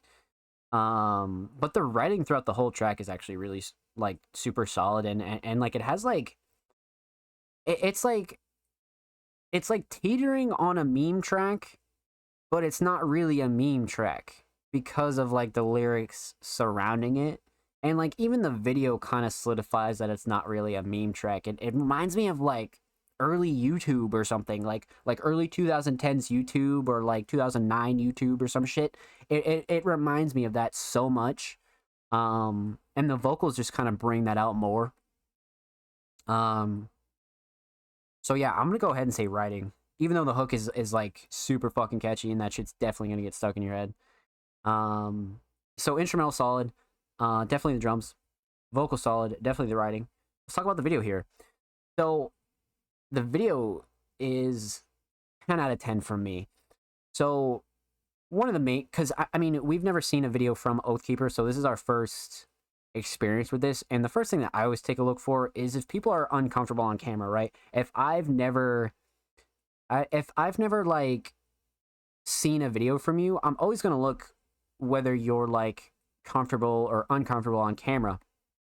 And even though Oathkeeper is kind of keeping their face hidden, like, the posture and the a body kind of language here proves to me that they're very comfortable on camera. And that's one thing that you always want with any kind of visual or music video, is to just don't be stiff. You know what I mean? Don't be stiff on camera. Don't be looking like you don't want to do this. But not once throughout this whole video did I really think that Oathkeeper was like uncomfortable or like cringy or anything like that. They look very like solid, you know what I mean? Very comfortable with the body language, which is always a plus, you know what I mean, for any video, for any artist. And that's one thing I noticed off the rip. One other thing that I really like about this is the post-processing, right? The editing. A lot of the greens here I like a lot. I like the fact that the lyrics are added here as well for such a song like this. And then really the variety of scenes. Like, this was probably all filmed in like the same area, but it all looks totally different. Like, the field background was great, sitting on the curb was great, the Taco Bell outside was great, and then standing outside the drive, this one right here, that shot, like that shot right there was perfect. This one, like, this is one where I was like, yeah, this is gold. This is gold, especially just where you could see the other car in the fucking drive-through. Like, this is that like impromptu kind of shot that you want. Like, this is profile picture worthy. You know what I mean? Like, this is hard as fuck. So, like, video was, like, really, like, beyond what anyone could have expected for a song like this. I feel like if you were going to do a video like this for any song, it would have had to have been this one, just because, like, it just rides that, like, meme territory, but, like, it's not exactly, like, a meme track. You know what I mean? So, the visual is, like, really well done, and I think complements it a lot. Definitely. So, well done, my friend. A huge shout out to the homie Oathkeeper. Thank you so much for the submission. Much love. Make sure you go sub to them on YouTube. They're literally 3 subs away from 10, and now they're about to be 2 subs away from 10. Go show Oathkeeper some love on the YouTube, man, okay? And of course, make sure you follow Oathkeeper on Twitter. They are 9 followers away from 500. Go show them some love on the bird app, my friends. And of course, every artist featured in today's episode and every episode will be linked in the description of the YouTube re-upload. And of course, make sure you subscribe to Music Mondays YouTube channel if you haven't already. We're approaching 205 subroonies on the main channel. Make sure you go show the channel these artists some love. And again, you guys know the drill. We upload 2 times a week. Full podcast episodes, exclusive segments, underground tips and tricks. Whole lot of good stuff's available there. Go show these artists on the channel some love. And with that said, chat, we are 4 minutes over our 4-hour show limit. So that concludes tonight's submissions. Huge shout out to everybody that came through and showed love. Thank you. That 09 YouTube comment, such a huge compliment. Oh my God, thank you. You're very welcome, my friend. You're very welcome. Much love, y'all. Really appreciate it. Thank you for stopping by. Thank you for your submission, my friend. And I'm glad we got to it. Thank you. So, like I said, and with that said, a huge shout out to everybody that came through and showed love tonight. Huge shout out to all of our Music Mondays patrons, TDG, Doran Andrew, Blank Thought, King Mark, Ryuki. All you guys are amazing. Thank you. Huge shout out to everybody else that submitted tonight. Hoodie Hilltop, Mac 2 times, Brayden, Offspring, TDG, Filter, Mugen, Roots, Jordan Andrew, Bloodcat, Kareem, Nasty Chops, Blue Wet, Blank Thought, Thomas Marcus, Misfits, and Oathkeeper. Thank you guys so much for submitting to tonight's show. Much love. Let's get it, baby. And we got Oathkeeper coming in with a motherfucking gifted to Spider-Man Dev with a 12 of 15 hitting the goal, man. We're only 3 away from the goal now. Oathkeeper, you did not have to do that, my friend. Thank you so much for the little gifty, man. Someone got to gift Oathkeeper up in this bitch. Next time you're in here, I'm gonna have to fucking gift you, homie. Goddamn. But thank you so much. 3 months in a row for the Spider-Man Dev. And thank you so much for the gifted. Thank you, my friend. You did not have to do that. Much love. So yeah, let's say a little bit of goodbyes. Let's talk about what's coming up on the show. And let's get into it. So you guys know the drill. If you'd like to submit for next week's episode of the Music Mondays podcast, submissions will be open tomorrow afternoon, Tuesday. So if you're literally watching on YouTube, they're already open. If you're watching on Twitch or you're watching back the rebroadcast, submissions open tomorrow, Tuesday afternoon. So keep your eyes peeled for all that good stuff. Expect our weekly content to continue. Expect a brand new article this Friday. In case you missed it, monthly June edition is being worked on. Cyberfest 2 is being worked on in the background as well. Me and the staff have a lot to bring your way, so make sure you subscribe and make sure you follow us on all socials as well, man. At All Music Mondays. And of course, everything else is linked down below. All my socials, everybody else's socials, All Music Monday socials. And again, huge shout out to everybody that came through and showed love tonight. You guys are amazing. Anybody else that lurked and chilled, thank you, thank you, thank you. Huge shout out to Jaded, Oathkeeper, AJ, anybody else that lurked and chilled, thank you, thank you, thank you. Yeah, man.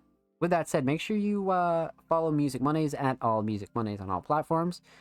Make sure you follow me at Azam Slays. And of course, you can stream All Music Mondays on all audio platforms, anchor.fm/All Music Mondays. Again, huge shout out to everybody who came through, showed love tonight, man. Tonight was a long one, but we got it done. You guys are amazing, and I hope you guys enjoyed. Feel free to submit every single week. And you guys know the drill, man. I'm live like 6 days a week, 7 days a week sometimes. So feel free to stop in and show some love. But you guys know the drill, man. We'll see you next week for episode 136 of the Music Mondays podcast. Submissions open tomorrow. If you're watching on YouTube, submissions are already open. And we're live every damn day here. So make sure you follow the channel. Make sure you subscribe. All that good stuff. And we'll see you next week for episode 136. Be safe. I love you. Take care. And we'll see you.